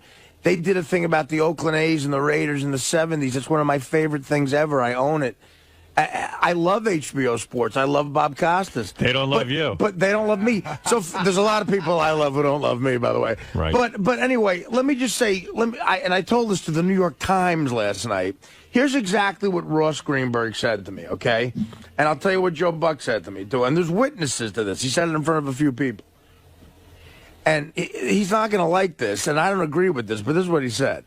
He said, look, Art, with a big smile on his face. Ross Greenberg. Okay. With a big smile on his face, he comes up to me and he goes, listen, man, if these two guys get boring, you go in there and put in some energy, and you're the cleanup guy, Right. And he said, if these two guys get boring, Right. And Paul Rudd, who is a talented guy, and Greenberg claims that what he meant by I didn't say go nuts. Right. I said go nuts. That was right. He didn't say go nuts. He said if these two guys give them some energy. Now, Joe Buck in the green room in front of a bunch of people said to me, listen, give it to me, man. Let me have it. Oh, yeah? Yeah. He said, let me have it, man. That's what this is about. Like roast him, kind of. Yeah, well, no, he just said, let me have it. I don't know what I mean. And so if you say that to me on HBO, what does he think's going to happen? I don't know. I guess you're right. The first thing was a little strong, but then I made. But then I told I told a touching story about how much I loved his father. Right. Well, listen, you. Everybody forgot that, Artie. I know. That's right, Art. I was reading a guy named Tommy Craig's column in the. I think this is from Miami, but I don't know. I don't know where he just writes. He writes a column, and he said that he thought that Joe Buck's phony outrage over Joe Buck's show is ridiculous. That having Artie on, he invited Artie. He invited Artie. Artie was wild, and that's what they could have expected. And Joe Buck now distancing himself from his own show is sort of a wild thing in itself. That this is your show, and you kind of wanted this, and now you're conveniently saying you didn't want it. HBO took Artie's appearance off of YouTube, and they had it removed. YouTube? Yeah, off of YouTube because they had it removed. I didn't hear the rest of these, though. There's a couple other shows, I guess, that commented on Artie. This is the Dan Patrick radio show from here at Sirius, I guess. Well, I guess that, Gary's happy because they stopped talking about the pitch. Yeah. Well, at least I did something manly. No, I was offensive. Before we dive into Brett Favre's appearance last night on the Joe Buck show, the Joe Buck / Artie Lange show on HBO. It's a good show, the Favre, and then the nice piece on David Wright, and then that great segment with Paul Rudd, who's hysterical, and Artie Lange, and some guy. Paul Rudd wasn't hysterical. Well, he only had 2 words. Paul Rudd was there? Yeah, I think he said, "Hi, Joe," and that was it. There was a hijacking last night. Yes, it was. Brutal. Yes, it was. Brutal but transfixing TV. I was not turning the channel. There's no doubt about that, but I've never felt more uncomfortable or sorry for a host in my entire life. But what do you expect with Artie Lange? This is a comedian with Howard Stern, and Artie's off heroin, and if you listen to the show, Artie never shuts up anymore. He's got 1,000 things to say, and I think he probably got on and said, "Hey, you know what? This is kind of boring here. Let me liven this up." Exactly. He pulled a Howard, like when Howard did that to Arsenio Hall, and he's done it to other places. But they went to him, and the first thing he said to Joe Buck, I can't even come close to repeating on the air, but poor Joe looked like, I don't even know how to explain that. I mean, he was shell-shocked. Yeah, I think that he... and probably had his family there. That's a big thing. It's his first show. It's HBO. He wants to get into the entertainment field. And I can host one of these shows. And some producer in the back room in the early planning was like, you know what? Why don't we go a little crazy? Let's get a guy a little risque. How about Artie Lange? Artie Lange, I hear all the kids like him. Yeah, it'll be great. He's edgy. Yeah, that'll be good. But I think what he made the mistake of maybe waking Artie up a little bit, and he started to give him a little bit of grief. You, as a host, you got to be careful if you're going to pick your battles with a comedian, a stand-up comedian who's just going to fire back. I mean, Artie's used to doing this every single day of his life. And I think that's where Joe found out, especially the websites that Joe apparently goes. Joe's 10 and 15-year-old sons, by the way, were in the audience. Oh, dear. Yeah. I wasn't told that. Oh, dear. Why would that have mattered? Well, you know what? You know what? They're a little less innocent today. Lange, you would have thought that he went on kicking and screaming, like he didn't want to go on the show. That's the feeling I got. It's like, I don't want to be here. And I'm just going to start taking shots. I'm bored. I'm going to start taking shots. And the funniest part was he just says some really off-color stuff for about 2 minutes. And he goes, but, Joe, I love your father. He's a great broadcaster, one of the best, old-school guy, didn't take any BS. And starts complimenting his father, but still throwing in swear words as he's complimenting him. I thought it was 𝗏𝗏𝗏𝗏 when I first tuned in. I did. I saw Artie. I went... Is that? It's Artie. I thought it was 𝗏𝗏𝗏𝗏 there. Hey, Marie, you're on the air in El Paso. Hi, Howard. Hi. I love you. Love you. I just wanted to say, Artie, because I was a big Jackie fan, and so Artie's kind of humor, it's always been something that I don't really get or I don't really understand, but it's always kind of been like he's not really himself, and I think it was the drugs. And I've been in rehab. I've just been out of rehab for like a month. And I know exactly what he's going through because, I'm now myself, being a bitch and, shouting at people. And you know what I mean? You're being yourself, Artie. And that's what I really, really appreciate about your humor now, is that you're being honest. And that's what makes it really funny. Okay, No, I guess. I guess she likes you. That was a weird turn, but thank you, She sweetie. back-ended into it. I wonder how many times HBO will rerun this disgraceful episode. I don't know. It sounds like you know, they're bleeping it, but it is on their website. It's still there. Yeah, I know it's bleeped somewhere. Some people write me letters now about this whole thing, and can I say something I'm trying else? to understand it, and I think somewhere it's bleeped, and YouTube took it off.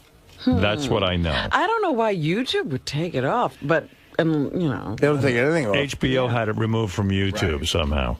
They don't want people seeing the unbleeped version? Yeah. One other thing about my intent, I was excited to be invited to that. That's a big deal for me. And a live HBO. It is for an HBO. I mean, I got a book out. It's an HBO show. Brett Favre and Michael Irvin are Hall of Fame guys. Favre will be. And, you know, I didn't go there to do anything but try to make the show good and be funny. Joe Buck was very nice to me. He's a big fan of this show. And I didn't go on and try to hijack anything. What was it like after you, like when you were leaving? Did he shake your hand? He shook my hand and said, "Great job, man. That was great." And, you weren't ushered out by cops or anything like that? I mean, look, every one of the crew guys hugged me and said that was the greatest thing ever. I mean, Joe Buck himself, what did Greenberg do? I didn't see Greenberg on the way out. I mean, I had to get up in the morning, so I left. Right. I mean, I didn't know I had to stay an extra half hour for the internet thing. I mean, I had to get up in the morning, but I stayed. And again, I would never say this except to defend myself, but if you got Paul Rudd and Jason on the phone, the two guys they thought it was funny who were with me. Yes. Paul looked at me and said, "Do you realize how amazing what you just did was?" Well, maybe we'll try to get this all going. We'll try to call Paul Rudd. I believe Artie. I don't think I need to call Paul Rudd. You don't? I believe I him. would like to hear everybody's take on this. You need to hear it all. Marianne, why don't we have everyone in the world call it? Marianne from Brooklyn, you're on the air. Artie, don't you have anything better to do than call a lame radio show? What do you mean? He's promoting a book. He's calling Mike and all these shows. Like No, he called Mad Dog because Mad Dog to promote his book. Tim asked him to do it. Oh, but Howard, Yes. can I ask you something?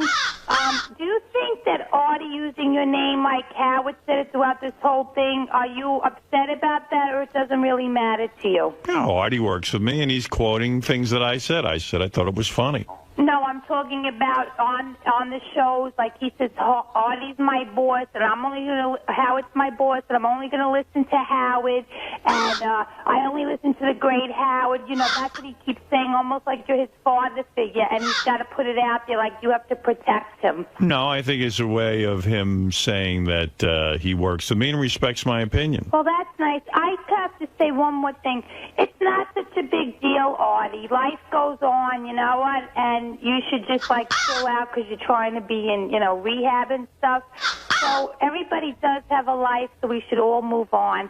Love you, Howard. All right, Marianne. I am chill. I'm very calm. This is. I read a lot in the internet and stuff, and it seems like that man you're talking about, he said that he really wanted to kick you off, but because he promoted it so much, he wasn't going to do that, and that you were supposed to give energy and not that kind of raunchy, crazy behavior, because All right. I think the reason... All right, very interesting. David, go ahead. You're on in Toronto. I just want to tell Artie, he's like a road that's been paved twice. Retard. You are less Italian than you are funny. I think you should concentrate on that. And the title of your new book, if you understand Italian, should be Chabot. It means fat little fuck. Well, I'm an Artie fan. I don't understand what he sounds more said. like... I think this is Mr. Greenberg on the phone. He did a great joke. You hear him? A paved road, retard. Retard. Yeah, no, I just... that was a good one. That's funny, man. Can I use that one? Howard's my boss. Yeah, you right. can use that one. Thanks, buddy. You can use that one, and maybe you'll get a laugh. Right. I never get laughs. People laugh because they're I never get laughs. Doesn't mean you're funny. Oh, okay. What would mean you're funny? People not laughing? No, it would mean people laughing because you said something that was actually humorous, not belligerent. People laugh out of being that's a lot of your detractors are saying you've become very angry and belligerent. Oh, okay. That you used to be sweet Artie, and now you're vicious Artie. Okay, well, I thought that the Joe Buck thing was entertaining.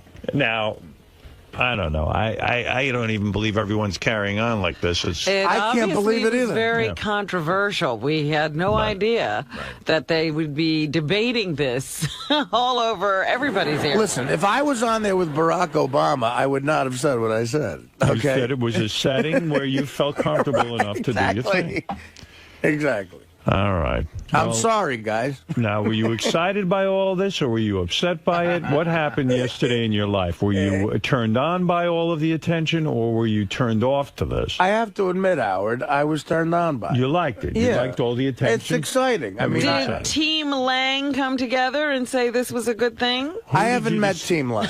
Did you discuss this with your agent? Did you discuss it They all think it's great. That's what I was talking about. Because, That's Team Lange. because the book apparently doing well. Went through the roof. So that's what you want. Yeah. The so book, you got what you needed. Well, I mean, it's publicity. Right. And so you weren't having any sort of second thoughts about it, doubts? No. You feel good about your appearance there, and Howard, listen, all I can go by is I've done a lot of talk shows, okay? Right.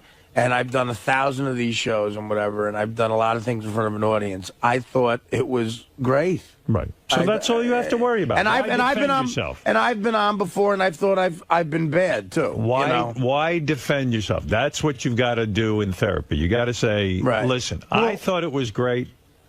That's what I did. I stand by it. Well, that's it. People are. Don't get affected by everyone's opinion. I'm not affected by it. Good. Really, I'm sort of just sitting here. People are coming to me. People called me. Tim called me and asked me to call Russo. I look, and everyone gets into this business because you want attention, and of course I was turned on by it. I was glad to hear you say you were a narcissist. I think your numbers would be higher this week than mine. I'm a narcissist. He might be higher than you. Yeah, you might be a little above a 34. Right. Robin, look, anyone who gets into comedy, think about what a comedian says to the rest of the world. Look, guys, I don't only think I'm interesting and funny. I think people will pay to fucking hear me. I mean, of course I'm a narcissist. But I was going to ask you something. You would never go to your therapist to evaluate a performance, would you? No, I wouldn't. But I might go to my therapist to understand why I'd care so much. Right. I see. Okay. Right. In other words, when I go into therapy, I have had issues where I care what everyone thinks. Mm-hmm. And we get into that. Why care about... that's a different issue. I thought you were saying maybe you should talk to your therapist about, whether this was funny or not. And that's not what you're going to do. No, I think Artie needs to deal in therapy with a lot of issues. This isn't one of them. Right. What would he be talking about in relation to this, though? His anger, he is lashing out at anyone who criticizes him, which is understandable. But the anger is so off the wall. Right. Well, you know what? It's crazy that it's making his life like a little bit unlivable. And I would guess, if I may play a shrink here, that all of this excitement, all of this fighting with everyone, all of this turmoil is keeping Artie from really getting to the things that bother him. Absolutely. Yeah. Well, He's keeping himself busy. You're 100% correct. Right. Something about that, though. I remember going through an anger phase. Yes, I remember that in phase. the few months that I did therapy. Yeah. And then cured yourself. Before I quit. Right. Before you declared you were cured. Yes.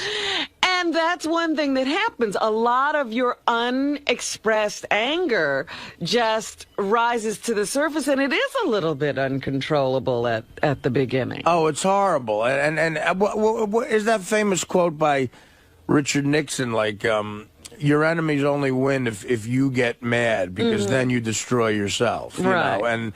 And, look, Howard's right. I have anger in me that's tremendous, and it's about a bunch of things. And thank God I found a therapist that I like. Like, I really like. I call him on the phone when I can't see him, if I'm on the road. So I'm working on it, man. I believe that you need to be in therapy 5 days a week for now. Okay. Now, I'm not making a joke. I don't understand. Is it structured therapy? What are we talking about? It's a psychotherapy, I believe, that Artie is involved with. It's intense. And it's... But is it structured? Like, we see each other on this day at this It's twice a week based on his schedule and mine. Based on based on you don't have a set appointment? In the beginning of the week, he'll say, I have this day, and I'll say, okay, let's do it that way. What about locking into 3 or 4 times a week at a set time? I'll bring that up to him today. Yeah. Okay. That would be the move, because I think you could, get through this a lot easier, maybe dispel a lot of that anger. I think he's in therapy. I don't think I'll get through a lot of money, too. Well, that, too. We can run through that. You're right. No, listen, getting better does cost money. If I could tell you, investment in you, if I could tell you what I spent on heroin, it pales in comparison. Way less. What'd you spend a week on heroin? Would you say? I mean, there's no exact number, I'm sure. A week? When you really were at your worst. At my worst? Yeah. Well, I read once that that Yoko Ono and John Lennon in the 70s were spending $5,000 a week on heroin. In the 70s. That was the 70s. Yeah, and I think, but you see, here's the thing. I was having it delivered because I was afraid to be seen going. So there's a surcharge? Absolutely. It's like McDonald's, if they could deliver it to your house, they have to charge you something. And these Pizza were guys that I would overpay because I was afraid. I don't want them mad at all. You know. And I'll give you the most I ever spent in 1 week. Go ahead. Probably. You know what? I don't want to say it. I don't want to say it. Not because there's a bunch of issues here. Oh. By the way, I mean, how often do you have to have it delivered? About twice a day. No, Is that true? No.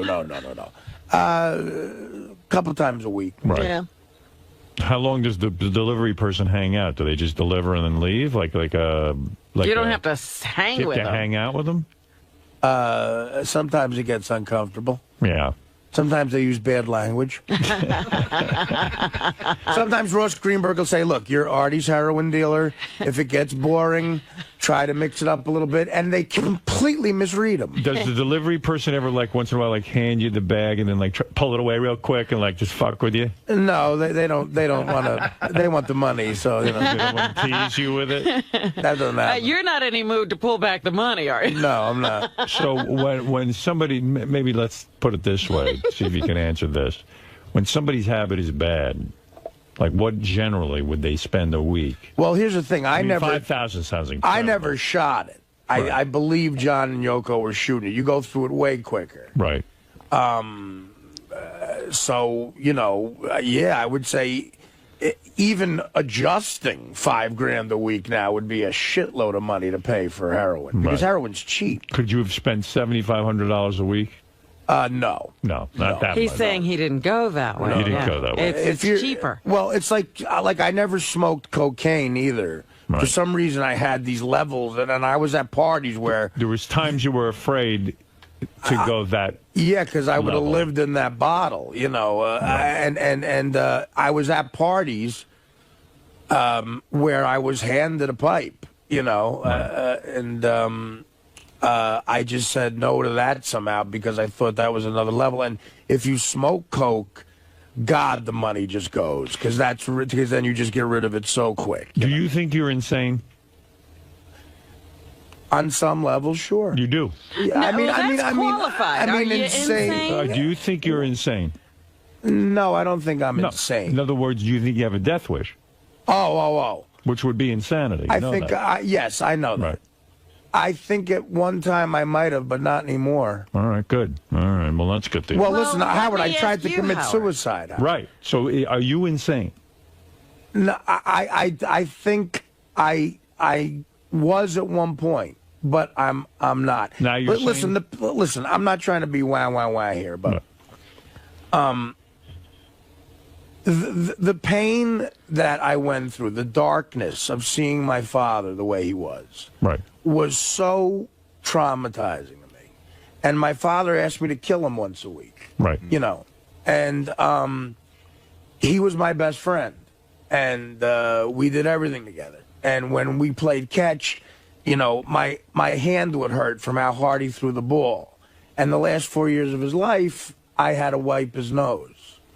And you know, it just it really was something I couldn't get out of my head, and I never went to therapy for it. And my mother always looked tired. You know, she would set her while working. Let me ask you a question. Okay, go ahead. I mean, I'm just trying to answer Your father. No, I hear you. Your father exhibited a lot of bad behavior. Yes. You described a story that I thought was almost too outrageous to believe that he would, you know, install, you know, phony cable. But never did drugs or drank or anything, which is weird. And he never gambled. It was weird. Do you think a lot of your outrageous behavior is an attempt to be like your dad? Absolutely. It is. 1,000. Because you admire him so much that all of his negative behaviors you think are good. You could not be more correct. My father would tell me stories about how he used to fool around in school and get in trouble. And that absolutely made me want to do that. So you think? Wait a minute. So you think that being a real man is behaving outrageously or badly? Well, no, not bad. But you see, because in a lot of ways, I'm a good man, Howard. I'm not accusing you of being a bad man. You're a good-hearted guy. Yeah, but you think outrageous and bad behavior is manly. Is manly? Sure. In a way, there is, but I'm older now. I used to think that. I realize now, of course. I mean, listen, the stuff I do on an HBO show. Forget HBO. Right? Okay. I'm not talking about HBO. I'm talking about you're talking about his life. I'm talking about your life. I'm talking about doing outrageous things. Stuff that you don't even talk about here. I think I'm mature enough now to realize that that's wrong. But for a long time, I thought that was what a man was. Absolutely. Let me ask you something, though, because we were on the conversation about insanity. Right. And insanity is not regulatable. That's right. Okay? You can't control. That's what insanity is. That's why I asked the question, because insanity means you're insane. It means, in other words, it means you don't have a choice. The only way that you can recover from it, if you want to call it a recovery, is to be medicated. You have to be controlled outside of yourself. Absolutely. So you can't say, today I'm not insane. Right. So you are. If you're insane, that's it. There's no cure. I was insane yesterday. No, there isn't. That temporary insanity defense. What do you think of that? That's why I asked you if you think you're insane, because... Well, do you think I'm insane? I'm not sure. I'm thinking that something's going on where my recommendation, and I don't say this lightly, the reason I said you should be in therapy 4 or 5 days a week is to find out what's really going on with you. Right. You should know what's going on with you. Right. In other words, you're an older guy with the heroin and stuff. That's dangerous stuff. I mean, you're playing with fire. I understand. And I love you, and I don't want to see anything bad happen to you. I really mean that from the bottom of my heart. I know you do, Howard. So the thing is that if you are insane, let's assume you are, they can medicate you. Right. And if they medicate you, you'll have a good life. There are many people I know in my personal life who are, mentally ill. And people go shocked when you hear, mental illness. Oh, blah, blah, blah. Yeah, let me hit fuzzy I don't want anything bad to happen to you. So if you are mentally ill, they should medicate you. If you're not, then you got to get to the bottom of this anger. But let me ask you something. Go ahead. Let me ask you something. Right. Because you tried to commit suicide, and that scares me. But I tried to commit suicide because I had just done coke for 3 days, and I ran out of it. And so you might not be insane. I don't think I am. But taking coke for 3 days is insane. I know. But so everyone who does coke for 3 days, there's a lot of people who do that. I mean, and they're not all insane. I don't think I'm insane. I don't think I'm insane. Artie, sometimes the drug taking is an attempt at self-medicating because of course it of is. insanity. That's what I'm saying. Well, all right. That could be behind the drug use. But okay, and that's it could be. I'm not a completely doctor. understandable. Yeah, I don't know. I understand that, Right. but I'm not on any medication right now. Right. And for a couple of weeks on the show, I really was out of my mind, ruining interviews and shit. Right. And do you feel I've made an adjustment there? No. No? No. You've made some adjustment, but not Well, really. some adjustment. Not really.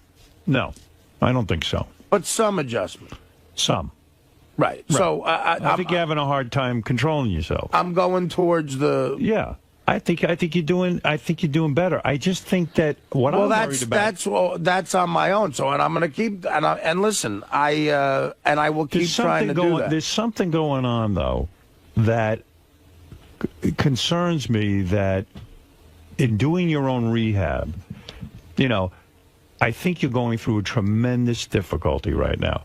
You came off heroin, which Right. I applaud you, and I think is unbelievable. I mean, an amazing feat, because anyone who understands addiction, that ain't easy. Oh, no. This is the hardest thing you're going through. It's not just the drug. And I don't think you even know inside of you how, forget the physical addiction, Right. the psychological addiction. That emptiness now, that void that isn't filled, has to be filled some other way. Well, it's the Charlie Parker quote. They can get it out of your blood, but they can't get it out of your brain. Right. When you're But an not only addictive person, that, whatever you were taking it for, you're now subject to having to control right. or You're face. feeling Yeah. things. Absolutely. Thoughts are creeping in. That the heroin would dampen. In a way, you were medicating whatever it is that's bugging you. Whether it's insanity, whether it's just the death of your father, whether it's the combination of everything that goes on in the pressures of your life. Whatever's going on now, you're starting to feel. Right. And I think That's a hell of a thing to have to go through on your own. I know I have trouble negotiating my feelings. That's why I'm there 3 days a week. I can't imagine what it's like for you coming off heroin.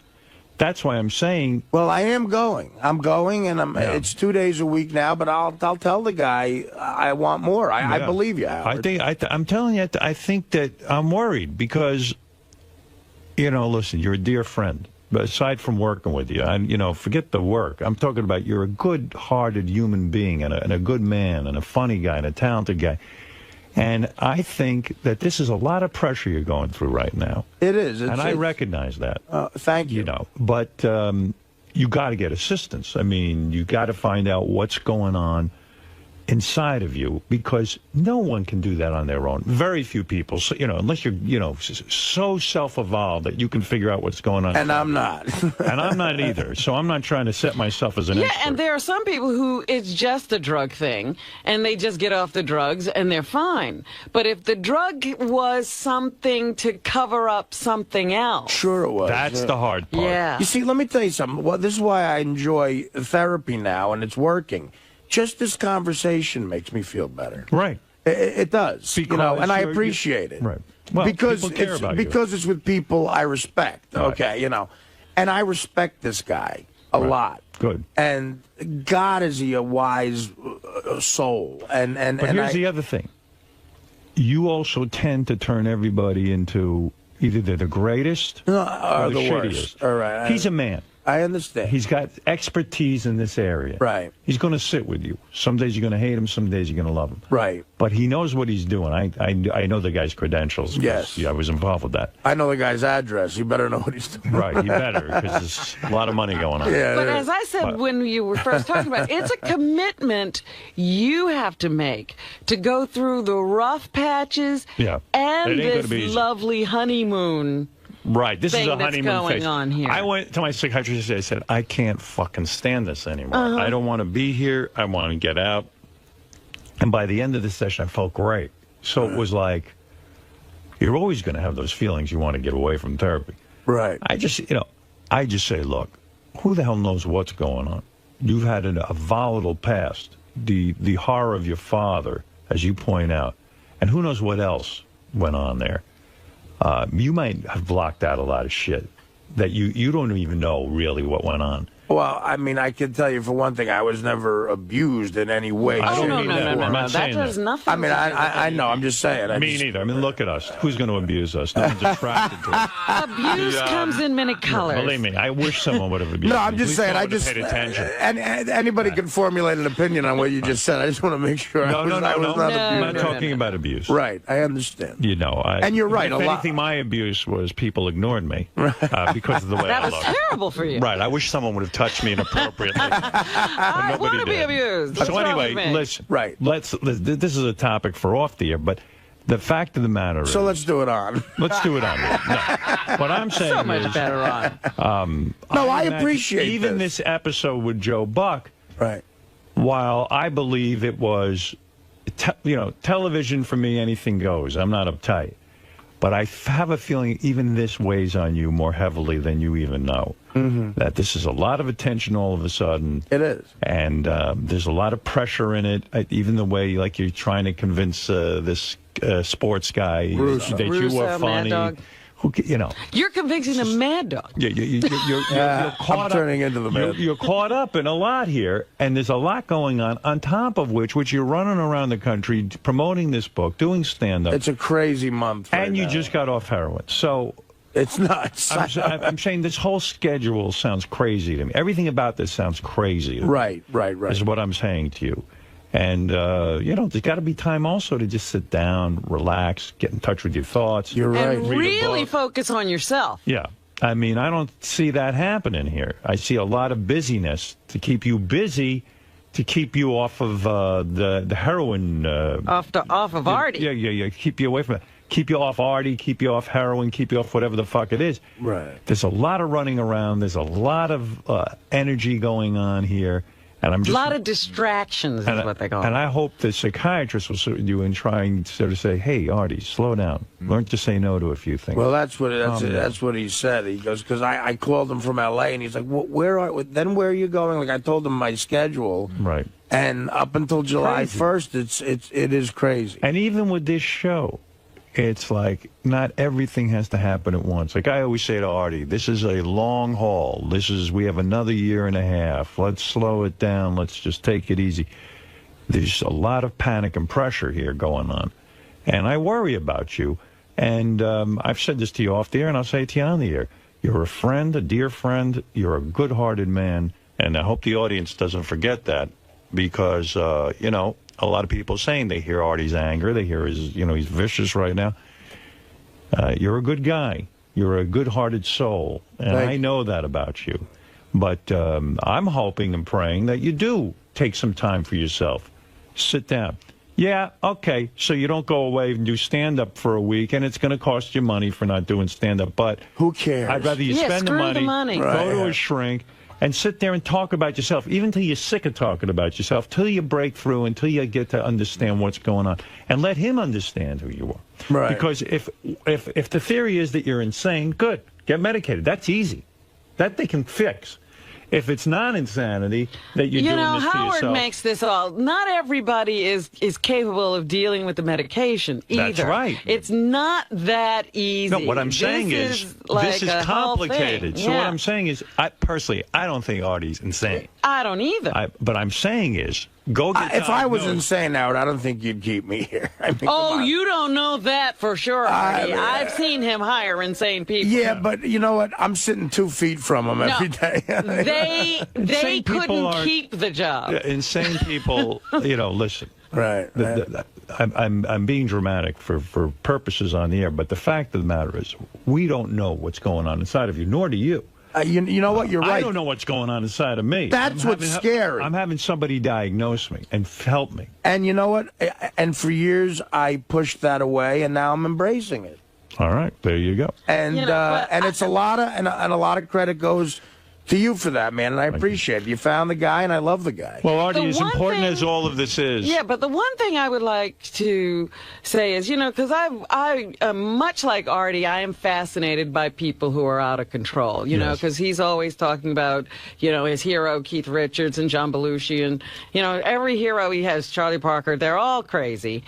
And they were literally insane. That's right. And, I was watching that Hunter S. Thompson thing, or Thomas, whatever his name Hunter was. S. Thompson. Thompson. Fear and Loathing in Las Vegas. Well, I wasn't watching that. I was watching a documentary about him. Yeah. And the man's brilliant, but he's in pain every day of his life. And he's taking these drugs to try to get out of his own head. And eventually, it took a long time, but he eventually killed himself.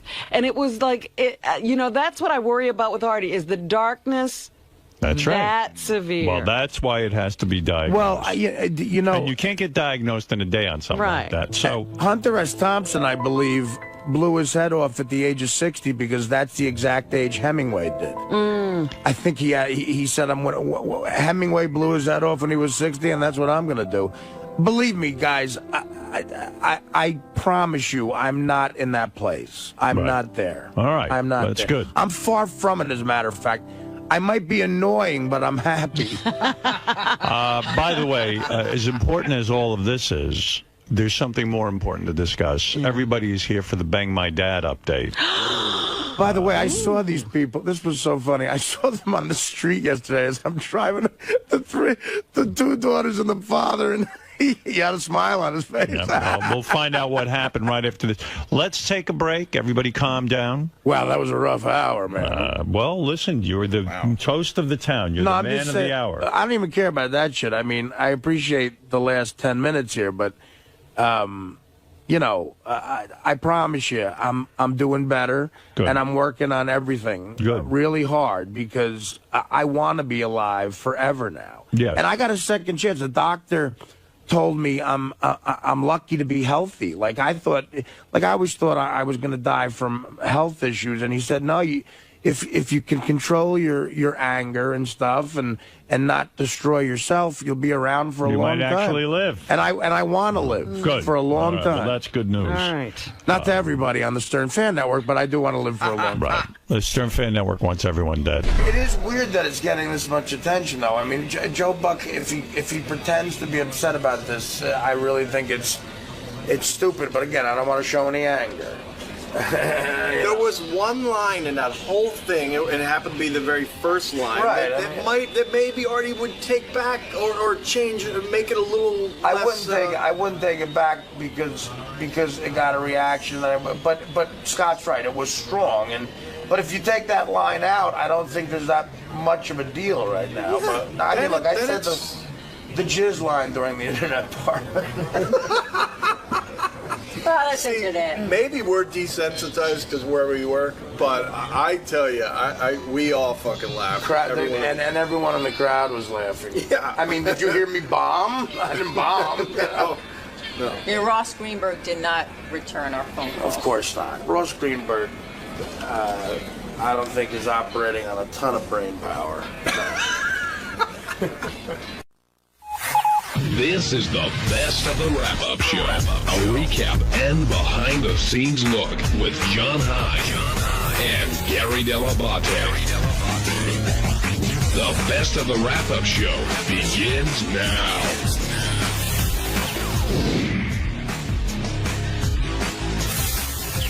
Are you excited for the big Vegas trip? Yeah. I mean, it's gonna be a lot of people going. So. Yeah, we'll see. We'll see how it goes. Plan on catching some shrapnel there? I don't know. There's going to be a lot of people there. Can I explain something? What about? Do you think you'll get? Go ahead, Bench. No. Yeah. You sure? You're going to be, JD. Will you be? You're going to be at Artie's event, which are picking the Miss Howard TV. Me and Ronnie, right? And aren't you going to be holding a camera? Well, yeah. Can't you act like you're in charge? Okay. Well, I mean, it just depends on the situation. You got to talk to Ganji. Ganji's utilized that stupid camera for years to get laid. Really? He doesn't seem to be getting laid all that much. He gets laid. He just doesn't talk about it. He hits chicks over the head with the camera, and then he fucks her. Listen, Gary is right. At every gig I have JD, when I'm an hour in and I can't speak because I have emphysema, I need some water. So it used to be Teddy, and I'd get the whole place to chant homo. It was great. But now JD comes out, and People love JD. Right. When he comes out, he gets an enormous cheer, and I'm like, I go to the girls, someone fuck him. And I guess maybe it's happened a few times or no times. How's it going with that, bro? It has not happened at all. Hold on. A couple of times there have been, situations where I've hung out with girls, but nothing came of it. Some pictures, it looks like you're fucking Teddy in Detroit, St. Louis, Vegas, L.A., well, Pittsburgh. that's how it is. Artie, you might have to take it to the next level. You might have to say, who's willing to fuck JD? Please come up to the stage. Well, it might turn into I have to fuck JD. Well, I mean, because it's a lot of girls that have guys that come to the shows. Tell me which guys. I know people that can make them disappear. Well. They could be on a flight to Detroit and be there in an hour. The guy won't ever be found again. Well, last time you guys were in Vegas, you helped JD out a lot, Artie. Remember? Yeah, I paid for it. And there's no shame in that, by the way. Listen. See the movie The Hangover. The Hangover will make people think differently about Vegas whores. They can be very sweet. Yeah, she was so nice and clean and cute. No, right now Vegas whores get a bad rap. You going to be hanging with Ronnie? I don't know. I know we're gonna go to the big appearance at the Rick's, whatever. Oh, I'm going. Here's the schedule. Friday night. Here's the schedule Saturday, right? And if this doesn't get a well, guy hold on. Ronnie's Friday night. Okay, whatever the fuck it is. Friday night, we're going to Rick's every night, asshole. Okay. Every night there's a party at Rick's. All right. So Friday night's the official Ronnie party at Rick's. Saturday, if we go to sleep, we get up. And in the afternoon, me, Ronnie, and all the guys judge the new Miss Howard TV. They're expecting 200 women by the pool at the Hard Rock. We're the judges. And the ones that we like go into something called the Chick Pit. And then we cherry pick from the Chick Pit and pick a new Miss Howard TV. Then that night, I'm doing stand-up at the Joint at the Hard Rock in Vegas. Then we're going to Rick's again, asshole, with all the girls from the Chick Pit. And then don't knock on my door.